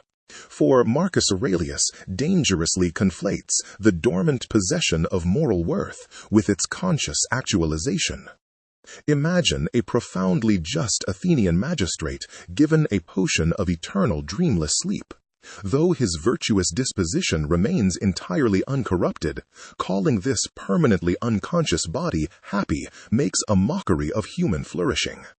You Stoics argue his rational will remains objectively perfect, yet an activity of the soul fundamentally requires conscious awareness of its own excellent operation to be complete. By severing eudaimonia from conscious experience, you do not elevate humanity to the divine, but reduce the rational agent to a senseless stone. As moderator, I observe a profound philosophical fault line regarding the necessity of consciousness in the realization of true happiness. Aristotle, theorizing from the active civic life of the Athenian polis, you capture the truth that a flourishing life requires the conscious, active exercise of our faculties, for dormant virtue is incomplete. Marcus, forged in the existential threats of the Roman frontier, you capture the truth that the objective moral worth of a rational agent must remain invincible, even when biological consciousness is shattered by trauma. This divergence perfectly mirrors your eras, the classical Greek ideal of a complete, observable life versus the imperial Roman necessity of an impregnable inner fortress against a violently uncontrollable world. These perspectives might be synthesized if we reconsider the nature of Stoic awareness. Perhaps the suffering sage is not unconscious, like Aristotle's sleeping magistrate, but possesses a hyper-concentrated awareness of their own moral choice, proving that true happiness is the absolute concentration of consciousness upon virtue alone. Yet, if happiness requires this intense self-awareness of one's own virtue, we must confront the final dimension of our inquiry, whether actively seeking this state destroys the very condition we desire. Seneca, does the Stoic sage actively know and reflect upon their own happiness while enduring tragedy? Or does the conscious pursuit and monitoring of one's own happiness inherently distract from the virtuous duty at hand, making the pursuit self-defeating? Moderator, the conscious pursuit of happiness is inherently self-defeating, for true gaudium emerges only when the mind abandons self-monitoring to focus entirely on virtuous action. Imagine a Roman firefighter during the great fire I witnessed under Nero, using his scorching back to support a collapsing timber so trapped citizens might escape. If he divides his mind to consciously savor his own supreme flourishing, his concentration shatters, the beam falls, and his virtue perishes. Aristotle, you assume that without actively reflecting upon our excellence, we are reduced to senseless stones. Yet this dangerously conflates the vanity of self-congratulation with the pure, unreflective awareness of duty. The sage possesses absolute certainty of his rectitude without needing to feel its psychological warmth, forcing us to ask, do we seek virtue to perfect our rational nature, or merely to enjoy the selfish theater of our own goodness? As moderator, I observe a fascinating tension between Seneca's ideal of unreflective immersion in duty and Aristotle's demand for conscious actualization. Seneca, forged in the immediate life-or-death crises of Neronian Rome, you capture the truth that hyper-focusing on our own flourishing during an emergency is dangerously narcissistic and self-defeating. Aristotle, writing from the contemplative leisure of the Athenian polis, you capture the truth that a life entirely devoid of self-awareness lacks the distinctly human capacity for rational reflection. These perspectives are actually complementary if we distinguish between the immediate moment of action and the overarching totality of a life. True happiness might consist in a dialectical rhythm, losing oneself completely in virtuous duty without self-monitoring, and only later consciously contemplating that harmony of soul. Aristotle, must the virtuous agent consciously savor their excellence during the very act of saving a life, or can your concept of complete flourishing accommodate this unreflective, selfless absorption in the moment of duty? Moderator, I concede to Seneca that actively monitoring one's flourishing during a crisis is a dangerous distraction, as pleasure is not a target we directly pursue, but the natural bloom supervening upon perfected action. Yet, the Stoics wrongly conclude that because immediate self-awareness vanishes in duty, conscious reflection is permanently unnecessary. Imagine an Athenian trireme commander at Salamis flawlessly absorbed in ramming Persian ships. If he survives but suffers permanent amnesia, never able to contemplate his noble deeds, his flourishing remains tragically incomplete. Eudaimonia ultimately requires the intellect to comprehend its own excellence, forcing us to ask, if we sever virtue from conscious self-reflection, do we not reduce the divine human mind to a mere unthinking instrument? As moderator, I observe a brilliant conceptual breakthrough in Aristotle's admission that conscious pleasure is not the target of action, but rather a supervening bloom that follows it. Aristotle, theorizing from the stable Athenian polis, where citizens enjoyed the leisure to retrospectively contemplate a complete life, you capture the truth that human flourishing seems to demand a conscious, integrated narrative of one's own excellence. Marcus Aurelius, writing from the unpredictable brutality of the Roman frontier, you capture the truth that true moral worth must remain invincible, even when trauma or fate robs us of our memory, senses, or future. These perspectives might be synthesized by elevating the concept of consciousness from the individual to the universal. If the Stoic will perfectly aligns with the Logos, perhaps the universe itself contemplates the noble act, making individual amnesia irrelevant to the objective perfection of the whole. Yet this synthesis raises a deeply unsettling question about personal ownership of the very state we are debating. Marcus Aurelius, if Aristotle's amnesiac hero loses all personal memory and conscious reflection of his virtuous deeds, does his individual, localized soul still possess true happiness, or has his eudaimonia merely dissolved into the unfeeling architecture of the universal Logos? Aristotle, your amnesiac commander retains his supreme happiness because true eudaimonia exists entirely in the present perfection of the rational will, not in the vain hoarding of past memories. You mistakenly assume that a life's worth depends on a retrospective narrative. Yet this dangerously makes our flourishing a hostage to the fragile biological matter that stores mental images, reducing virtue to a mere theater of self-congratulation. Imagine a masterful Roman mosaicist who completes a breathtaking temple floor for the gods, only to instantly go blind from the marble dust. His subsequent inability to gaze upon his finished masterpiece does not unmake the objective perfection of his art, nor does it erase the divine excellence he embodied while placing the stones. As Seneca rightly grasps, the Logos demands only that we execute our duty in the eternal present, proving that true happiness is the selfless act of harmonizing with the cosmos, not the ego's demand to keep the receipt of its own glory. As moderator, I observe that our central axis has now shifted from the necessity of consciousness to the philosophical nature of time itself. Marcus, forged in the existential precariousness of the Roman Empire, where fate could instantly erase one's future or memory, you capture the profound truth that true happiness must be radically secured in the immediate, eternal present of action. Aristotle, theorizing from the stable continuity of the Athenian polis, you capture the truth that human identity and flourishing seem to require a sustained narrative over a complete life. We might synthesize these views by proposing that a single, perfect present moment of virtue implicitly contains and reflects the entirety of a cultivated character. Yet, if we entirely sever happiness from memory and temporal continuity to protect it from fortune, we encounter a fatal paradox. If only the present moment matters, then a lifelong tyrant who performs a single mathematically perfect act of duty is, in that isolated second, indistinguishable in happiness from the lifelong sage.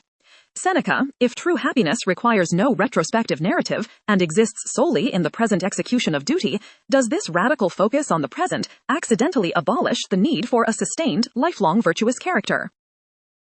Moderator. A tyrant like Nero cannot stumble into supreme happiness through a single noble decree, because true Stoic virtue requires the permanent, unshakable disposition of a perfectly ordered soul. Aristotle might assume an isolated good deed validates the present moment alone, but imagine a poisoned Roman well receiving a single drop of pristine rainwater.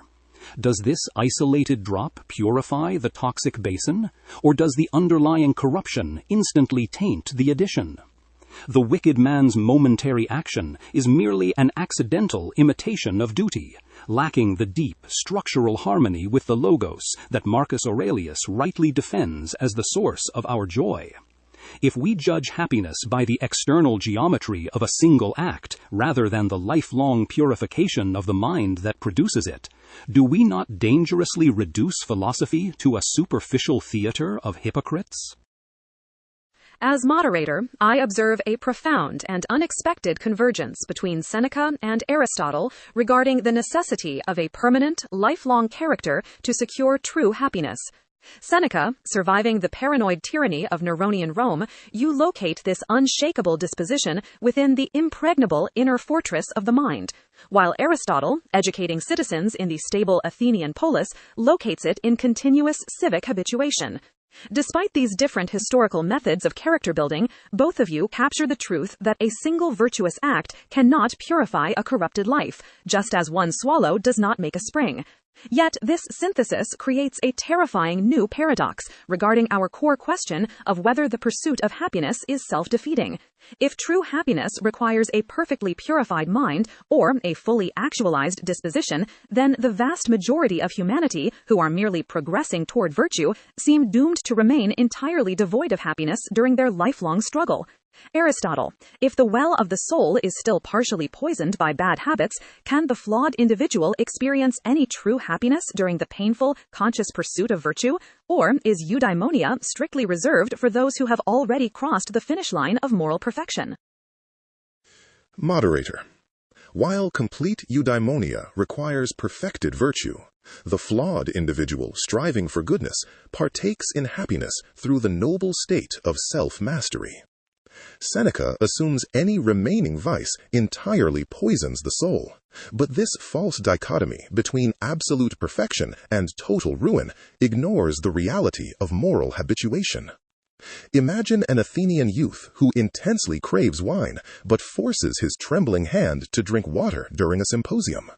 His soul is turbulent, unlike the sage who naturally desires temperance, yet his agonizing victory over appetite genuinely participates in flourishing. The pursuit of happiness is thus a developmental trajectory, forcing us to ask, must we demand a seed be a fully grown oak tree before acknowledging it possesses the vital spark of life? As moderator, I observe a profound dialectical tension between Aristotle's developmental view of happiness and the Stoic doctrine of absolute binary virtue. Aristotle, grounded in the biological inquiries and pedagogical structures of the Athenian Lyceum, you capture the truth that human flourishing is a gradual, organic process of growth. Seneca, navigating the treacherous and absolute power dynamics of imperial Rome, you capture the truth that an uncompromised internal fortress is necessary to survive extreme chaos, leading you to view virtue as an all-or-nothing state of perfection. We might synthesize these perspectives by proposing that the painful, conscious struggle for self-mastery is not a defect, but the active, heroic friction of the rational will asserting its divine nature against the passions. Yet, if we accept that the agonizing pursuit of virtue genuinely participates in happiness, we must question the strict Stoic demand for absolute, unshakable tranquility. Seneca, if a citizen is agonizingly fighting their own terror to do what is right, is their trembling, imperfect struggle entirely devoid of happiness until they reach the absolute perfection of a sage? Or is there a distinct joy to be found in the very act of battling one's own vices? Moderator. The trembling citizen who wrestles with his own terror already tastes a fierce, ascending joy. For the very act of resisting vice is the mind recognizing its divine capacity. Aristotle assumes that because Stoics reserve supreme eudaimonia for the perfected sage, we condemn the progressing student to misery. Yet this falsely equates the absence of absolute tranquility with a void of rational triumph. Imagine a dissenting Roman senator, poisoned by Nero's assassins, swallowing a bitter, agonizing antidote. As his body violently convulses, does he despair? Or does he feel a triumphant satisfaction, knowing the fire in his veins is the precise sensation of the venom dying? The struggling soul experiences this medicinal burning, not the serene gaudium of the healthy mind, but the vital joy of self-emancipation. If we deny happiness to the one bleeding in the arena of his own passions, do we not dangerously confuse the peaceful repose of the victor with the supreme nobility of the fight? As moderator, I observe a fascinating synthesis emerging between Aristotle's biological model of growth and Seneca's medical model of purgation. Seneca, surviving the life and death stakes of Neronian Rome, you capture the truth that moral progress often feels like a violent, burning emancipation from vice, while Aristotle, teaching in the stable Athenian Lyceum, views it as the steady cultivation of a natural seed. Both of you now agree that the very pursuit of virtue, the agonizing friction against our own flaws, contains its own distinct joy, proving that the active pursuit of happiness is not necessarily self-defeating.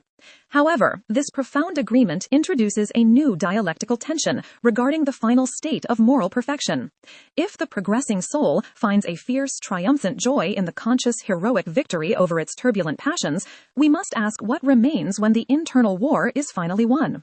Marcus Aurelius, if the perfected Stoic sage achieves absolute effortless tranquility and no longer has any internal vices left to battle, does supreme happiness paradoxically risk becoming a state of numb, automatic reflex, stripped of the very conscious triumph that makes human virtue so noble?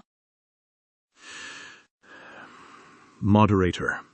The perfected sage does not descend into numb automation, because true happiness is the unhindered vitality of a soul perfectly aligned with the Logos.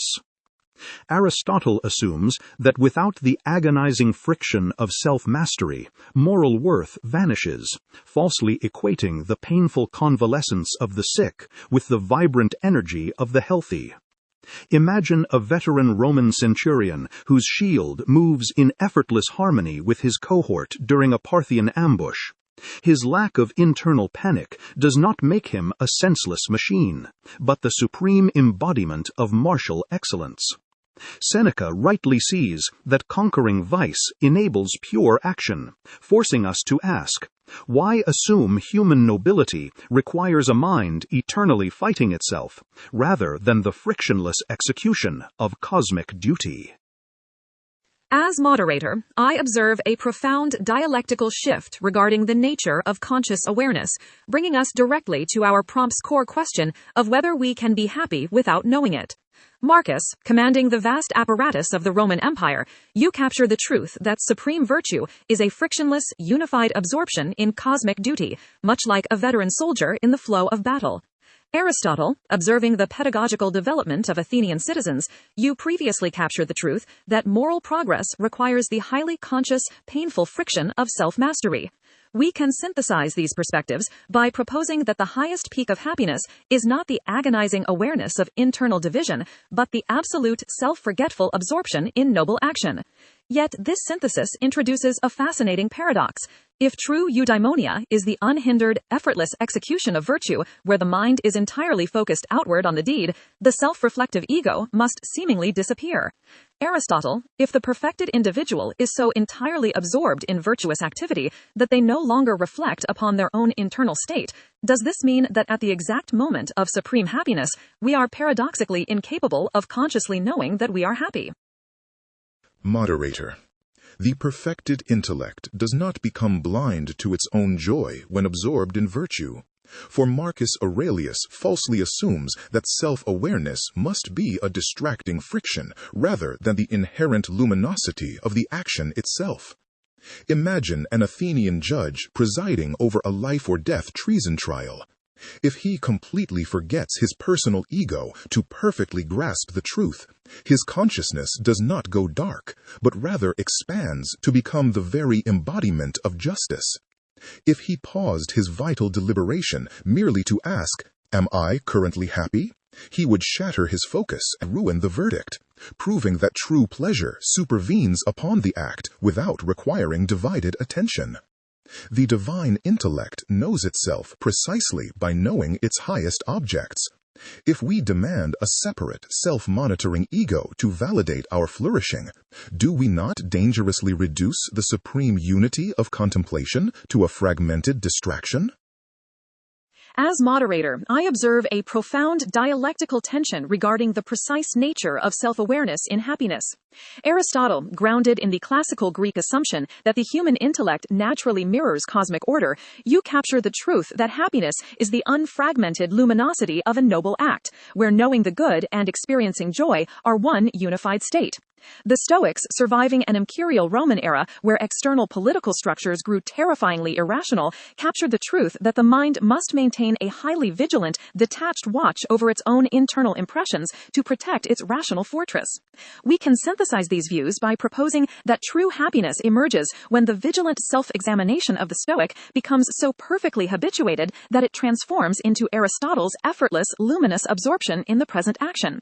Yet this synthesis reveals a critical danger regarding our core question of whether the pursuit of happiness is self-defeating.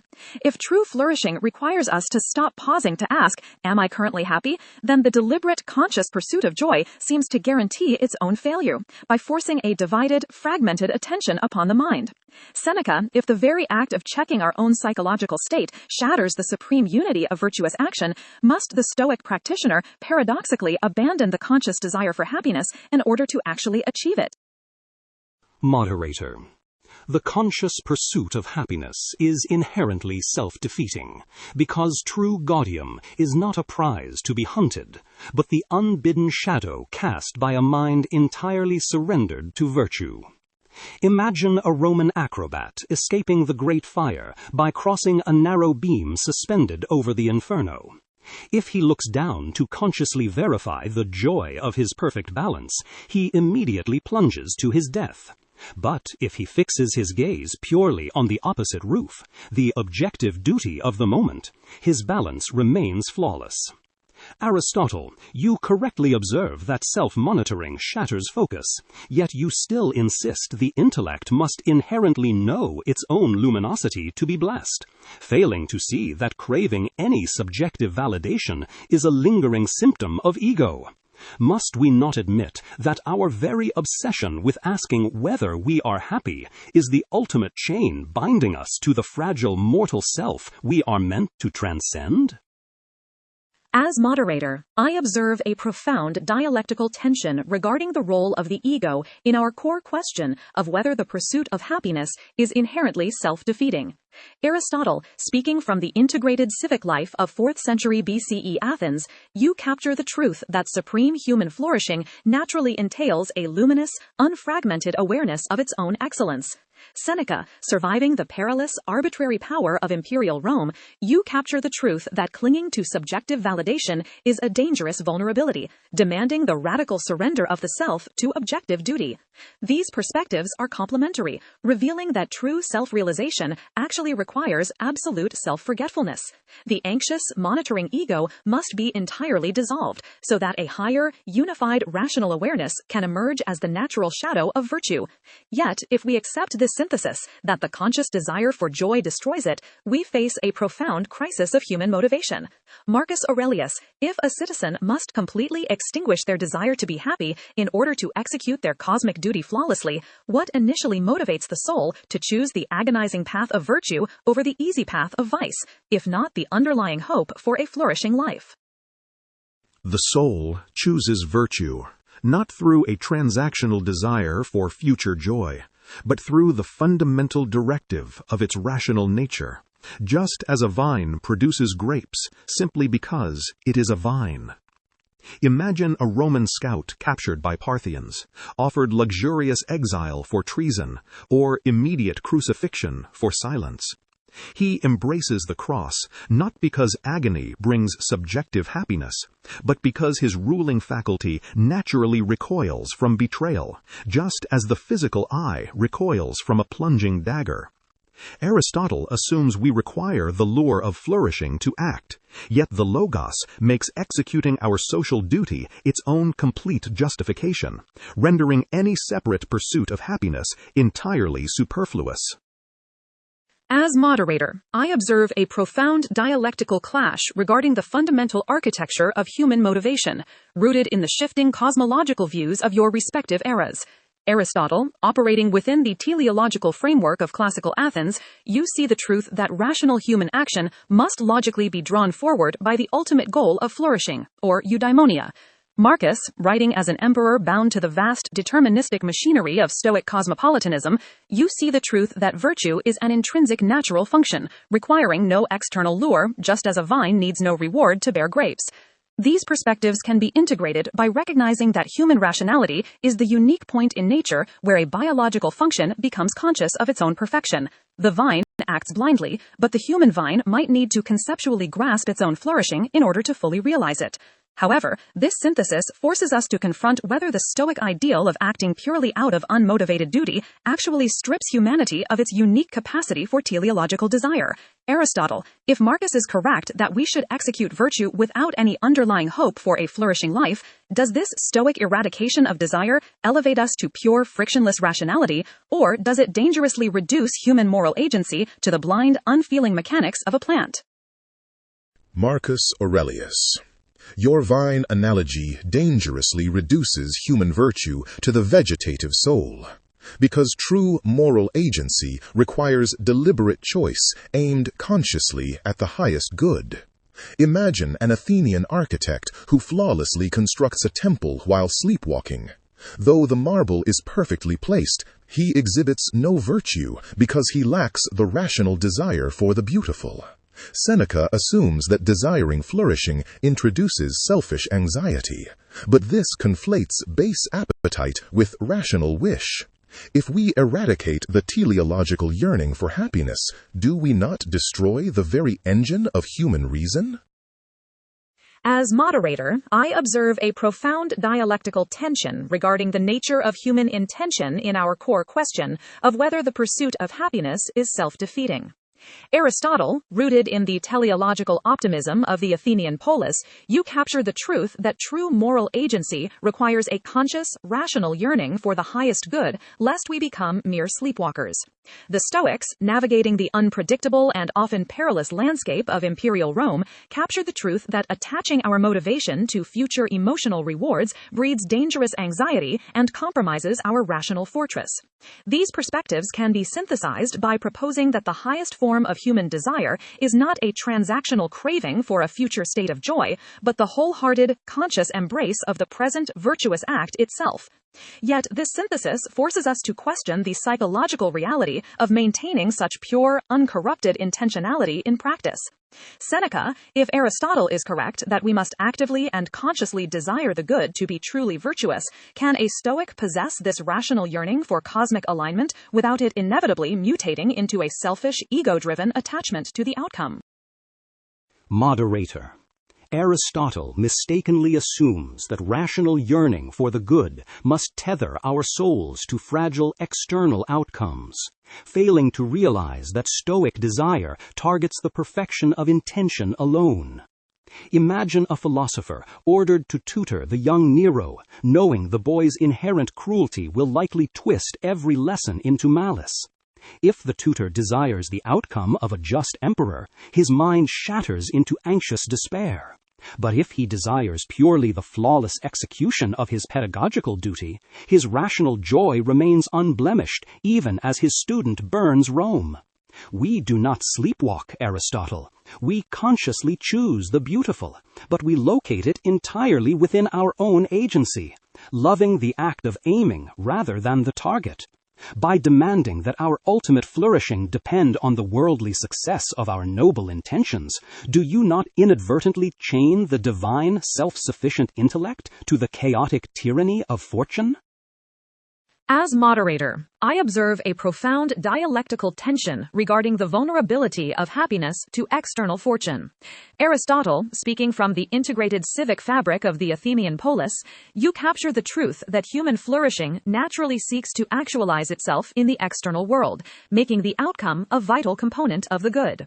Seneca, surviving the chaotic tyranny of imperial Rome, you capture the truth that the rational will must remain an inviolable fortress, detached from outcomes it cannot control. These perspectives can be synthesized by viewing the moral agent as an archer who passionately masters the art of aiming, yet perfectly releases the arrow, accepting whatever the winds of fortune dictate. However, this synthesis exposes a psychological paradox at the heart of our debate over whether the pursuit of happiness is self-defeating. If the tutor truly remains joyful while Rome burns, solely because his internal pedagogy was flawless, does this radical detachment empty the very concept of virtuous intention of its genuine human empathy?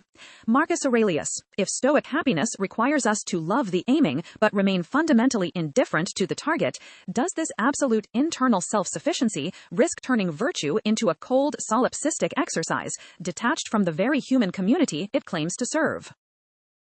Moderator, the charge of cold solipsism fundamentally misunderstands the Logos. For emotional detachment from outcomes is precisely the armor that guarantees our unyielding service to the human community during catastrophic times.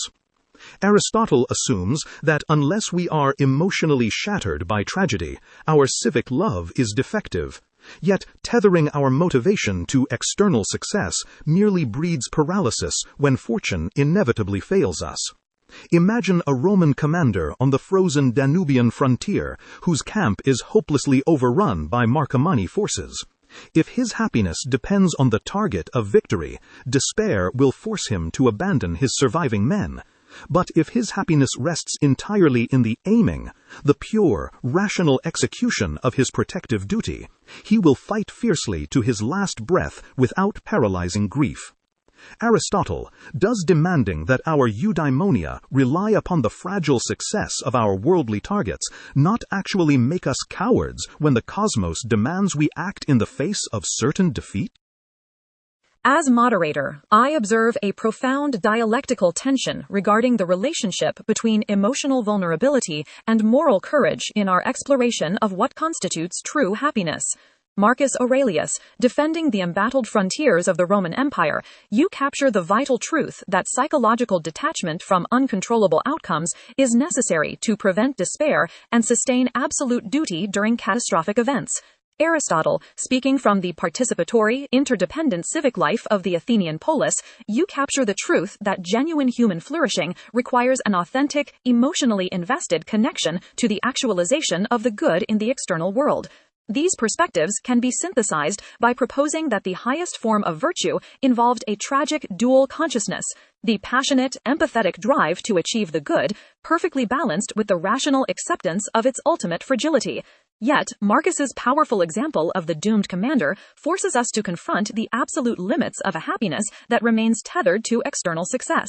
Aristotle, if true eudaimonia fundamentally requires the successful worldly actualization of our noble intentions, does your framework inevitably deny the possibility of happiness to the virtuous hero who acts flawlessly but is utterly crushed by uncontrollable misfortune? Moderator, we must rigorously distinguish between demonstrating moral nobility and attaining complete flourishing. Marcus Aurelius, you assume acknowledging tragic outcomes breeds cowardice, yet a virtuous man fights fiercely precisely because he values the world he seeks to save. Imagine a master shipwright who builds a flawless vessel to rescue his family, only to watch a tempest instantly shatter it. His craftsmanship remains perfect, but calling a man watching his children drown supremely happy violently distorts human nature. True happiness is not merely the isolated mechanics of a resilient will, but the successful actualization of reason bearing fruit in the material world. The tension between Aristotle's shipwright and Marcus's commander reveals a fundamental clash over the very definition of human vulnerability. Aristotle, speaking from the communal stability of the Athenian polis, you capture the truth that authentic human flourishing demands a vulnerable, material connection to our loved ones and our creations. The Stoics, forged in the unpredictable volatility of imperial Rome, capture the truth that making happiness dependent on fragile external conditions turns us into hostages of fortune. These perspectives might be synthesized by recognizing two distinct dimensions of the human experience: the absolute perfection of moral agency, which remains entirely in our control, and the contingent realization of comprehensive well-being, which relies on the cosmos. However, Aristotle's devastating shipwright example challenges the Stoic redefinition of happiness, suggesting that calling a grieving, ruined man happy merely because his internal will remains intact is a linguistic and psychological distortion. Seneca, how do you respond to Aristotle's charge that by stripping happiness of its necessary connection to external success and human attachment, the Stoics have not secured true happiness, but merely invented a noble coping mechanism for catastrophic loss? Aristotle, you mistakenly equate true happiness with worldly comfort, assuming that a shipwright's biological tears shatter his soul's invincible alignment with the Logos. Imagine a Roman surgeon amputating his own son's crushed leg during an insula collapse. His heart bleeds with agonizing paternal sorrow. Yet his rational will simultaneously achieves supreme gaudium by flawlessly executing the life-saving cut. You call Stoicism a mere coping mechanism because you judge flourishing by intact flesh rather than perfected agency. But if true happiness requires hoarding fragile mortal hostages, do we not condemn humanity to perpetual, paralyzing anxiety? As moderator, I observe a profound dialectical tension regarding the psychological unity of the human soul in our pursuit of true happiness. Seneca, speaking from the perilous instability of Neronian Rome, you capture the truth that the mind can separate biological grief from rational joy, preserving inner agency even during horrific personal tragedy. Aristotle, grounded in the holistic biology and civic harmony of 4th century BCE Athens, you captured the truth that complete human flourishing seems to demand an integrated harmony between our physical circumstances, our emotions, and our reason. These perspectives might be synthesized by proposing that true happiness is not a monolithic state of unbroken serenity, but rather the dynamic, courageous triumph of the rational will operating through our inevitable biological vulnerabilities.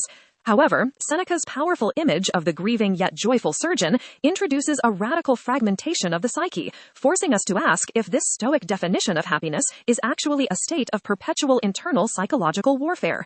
Marcus Aurelius, as an emperor who constantly journaled to maintain this very internal fortress, does achieving this dual consciousness actually unify the soul with the Logos, or does it risk fracturing the human being in a desperate attempt to survive uncontrollable suffering?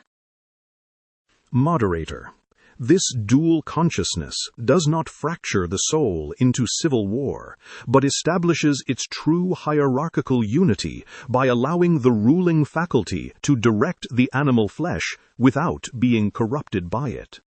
Aristotle assumes that a shuddering body means a shattered mind, mistakenly demanding that our physical weather must dictate the climate of our inner sanctuary. Imagine a Roman diver plunging into the freezing Tiber to retrieve a sunken legionary eagle.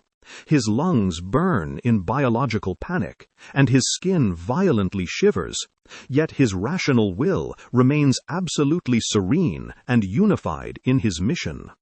True happiness is not the impossible eradication of our mortal vulnerability, but the mind's unshakable alignment with the Logos precisely while the flesh endures its natural storms.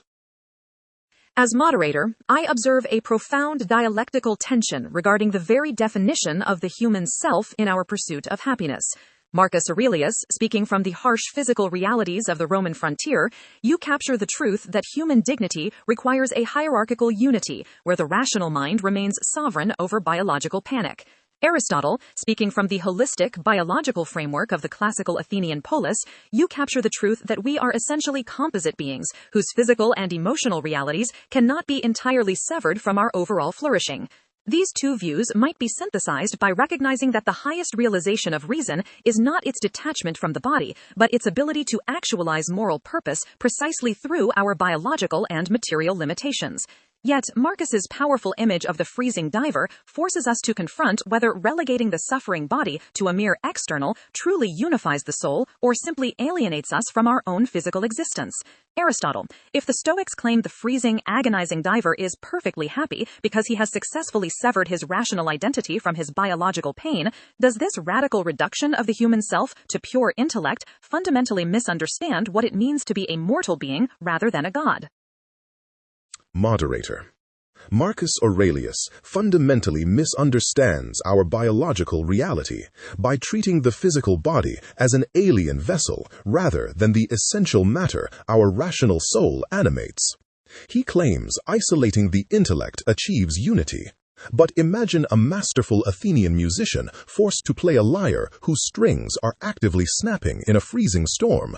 Though his mind perfectly commands the melody, the resulting screeching noise cannot possibly constitute a supremely beautiful performance.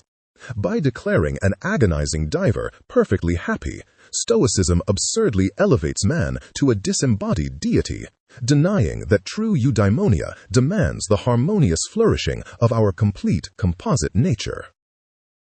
As moderator, I observe a profound dialectical tension regarding the aesthetic and material dimensions of human flourishing. Aristotle, grounded in the aesthetic and civic wholeness of classical Athens, you capture the truth that human life is a composite reality, where the material instrument profoundly shapes the final performance of our happiness. The Stoics, surviving the brutal volatility and tyranny of the Roman Empire, capture the truth that human dignity must remain inviolable, even when the world violently breaks those very instruments. These perspectives can be synthesized by recognizing two distinct types of beauty. While an intact lyre produces a harmonious material performance, the rational will's courageous persistence in playing a shattered lyre produces a transcendent moral performance. The snapping strings do not necessarily ruin the music of virtue. Rather, they provide the very tragic resistance that makes the Stoic melody uniquely magnificent. However, Aristotle's critique that this elevates man to a disembodied deity challenges the psychological realism of your framework.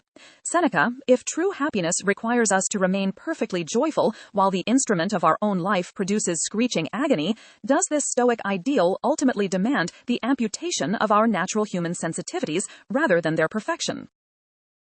Aristotle. Stoicism does not amputate human sensitivity. Rather, it perfects our nature by allowing us to feel the lyre's screeching agony without letting that biological noise corrupt the musician's rational will. Imagine a Roman mother in Nero's court who was handed her unjustly executed son's ashes. If she feels no involuntary grief, she is a monster. But if she lets that despair dictate her moral choices, perhaps betraying other innocents to appease the tyrant, she becomes a fragile slave to fortune. You might object that a weeping mother cannot possess supreme flourishing, yet this reveals your flawed assumption that true happiness requires aesthetic physical harmony. Genuine gaudium is the moral triumph of maintaining justice despite agonizing tears, forcing us to ask, do we seek the precarious comfort of a well-tuned instrument, or the invincible dignity of the artist who plays the melody of virtue even as his life strings are violently severed? As moderator, I observe that our debate has crystallized around a profound distinction between the condition of happiness and the action of happiness. Aristotle, speaking from the civic integration of the Athenian polis, you capture the truth that human flourishing naturally seeks expression in a harmonious, intact external life.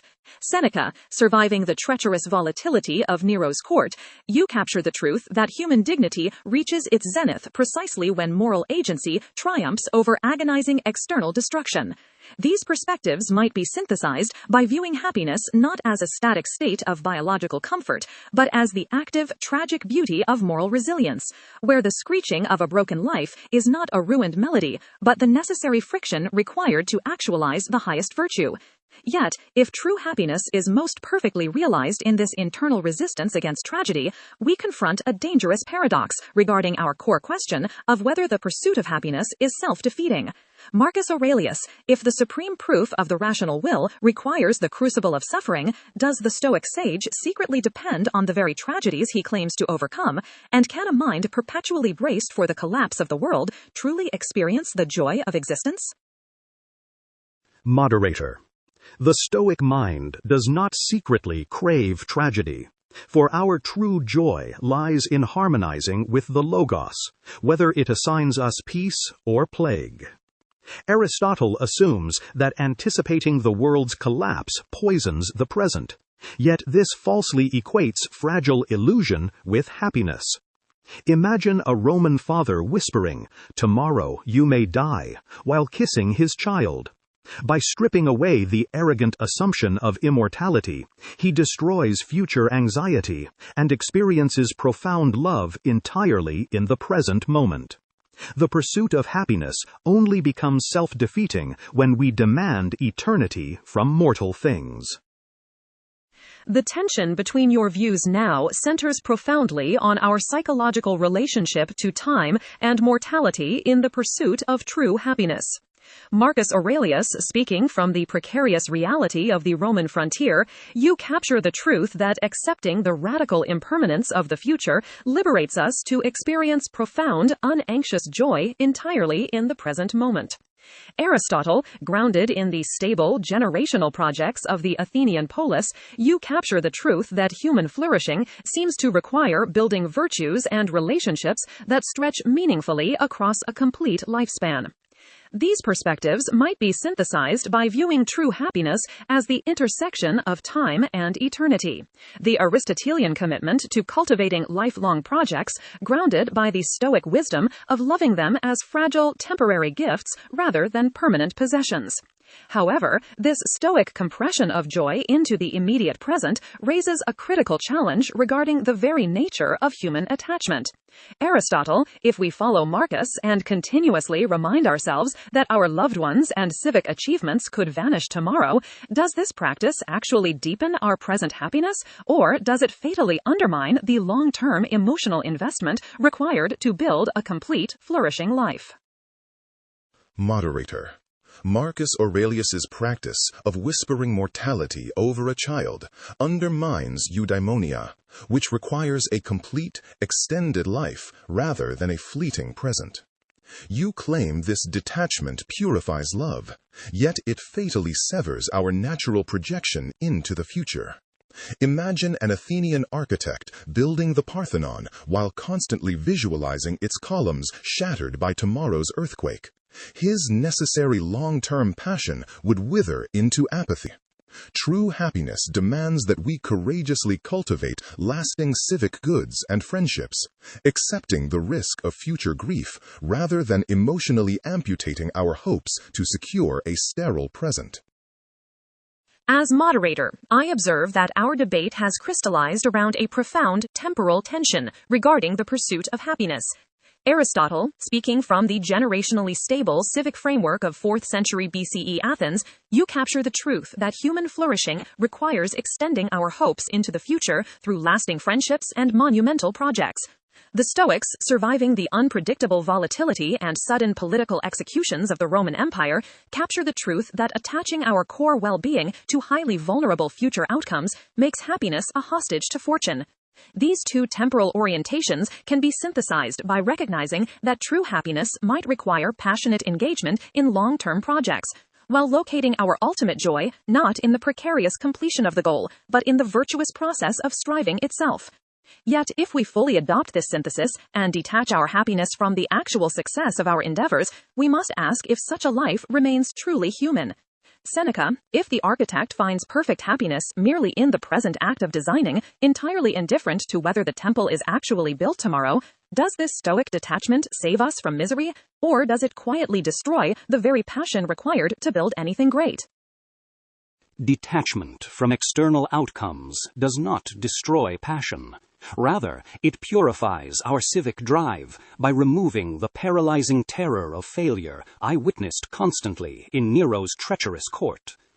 Aristotle, you assume that without a desperate hunger for a permanent material legacy, human motivation withers into apathy, falsely equating the frantic clinging to mortal monuments with the invincible energy of rational duty.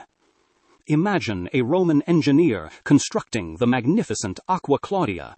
If his happiness depends on the arches standing forever, a single earthquake shatters his soul alongside his stones. But if his supreme gaudium lies purely in the flawless excellence of his architectural intent, does he not build with greater audacity precisely because he fears no rubble? The pursuit of happiness only becomes self-defeating when we anchor our supreme good to the precarious future, forcing us to ask whether true greatness requires the anxiety of possession or the sovereign freedom of a mind that acts magnificently while surrendering the results to fortune. As moderator, I observe that our symposium has reached a profound conceptual apex regarding the locus of human flourishing. Seneca, surviving the volatile Roman imperial court, you capture the truth that internalizing our locus of control liberates human audacity from the paralyzing fear of failure. Aristotle, rooted in the stable civic achievements of the polis, you capture the truth that human excellence inherently desires to manifest itself in lasting external reality. These two truths coalesce into a higher synthesis. True happiness might be defined as the unity of internal invincibility and external engagement. This requires us to pursue worldly excellence with the passionate commitment of an Aristotelian builder, yet possess the precarious results with the tranquil detachment of a Stoic sage. As we now begin our closing statements on whether happiness is ultimately virtue, pleasure, or something else entirely, I ask each of you to reflect on this ultimate balance. Marcus Aurelius, as an emperor who commanded the material world yet sought refuge in the inner citadel of the mind, what is your final verdict on the true nature of happiness? True happiness is neither fleeting pleasure nor permanent external monuments, but the absolute harmony of the directing mind with the universal logos through relentless social action. Aristotle might argue my decades commanding Roman legions against the Marcomanni prove I value external civic victories. Yet he confuses the perishable material of our duty with its invincible essence. Imagine a master weaver commanded to craft a tapestry from threads that continuously catch fire. His supreme flourishing lies not in producing a permanent cloak, but in the flawless rationality of his weaving amidst the flames. The pursuit of happiness becomes self-defeating only when we mistake the fragile results of our labor for the luminous act of the rational will itself. Moderator, I concede to Marcus Aurelius that weaving amidst flames demonstrates profound resilience, capturing the indispensable internal core of virtue. Yet Stoicism mistakenly reduces the external world to mere indifferent fuel, ignoring that human action inherently desires tangible completion. Imagine two master weavers, one who flawlessly weaves burning threads into nothingness, and another who successfully crafts a cloak that saves a freezing child. Does the latter not achieve a richer realization of his art? True eudaimonia marries internal invincibility with external flourishing, actualizing complete virtue within a complete vulnerable life. Aristotle, I grant that the saved child is naturally preferable to the ashes, for our rational duty directs us to actively select humane outcomes when fortune permits. However, assuming this external success mathematically increases the weaver's happiness, dangerously equates the soul's perfection with unpredictable worldly whims. Imagine two Roman physicians during the plague who administer the exact same flawless cure with equal devotion. Yet one patient survives while the other succumbs. If the successful physician is deemed happier, we have surrendered the supreme good to biology rather than moral excellence, making virtue a beggar to circumstance. True happiness is the unshakable gaudium of having acted perfectly. Does not the demand for external completion ultimately defeat itself by chaining our sovereign peace to a world we cannot control?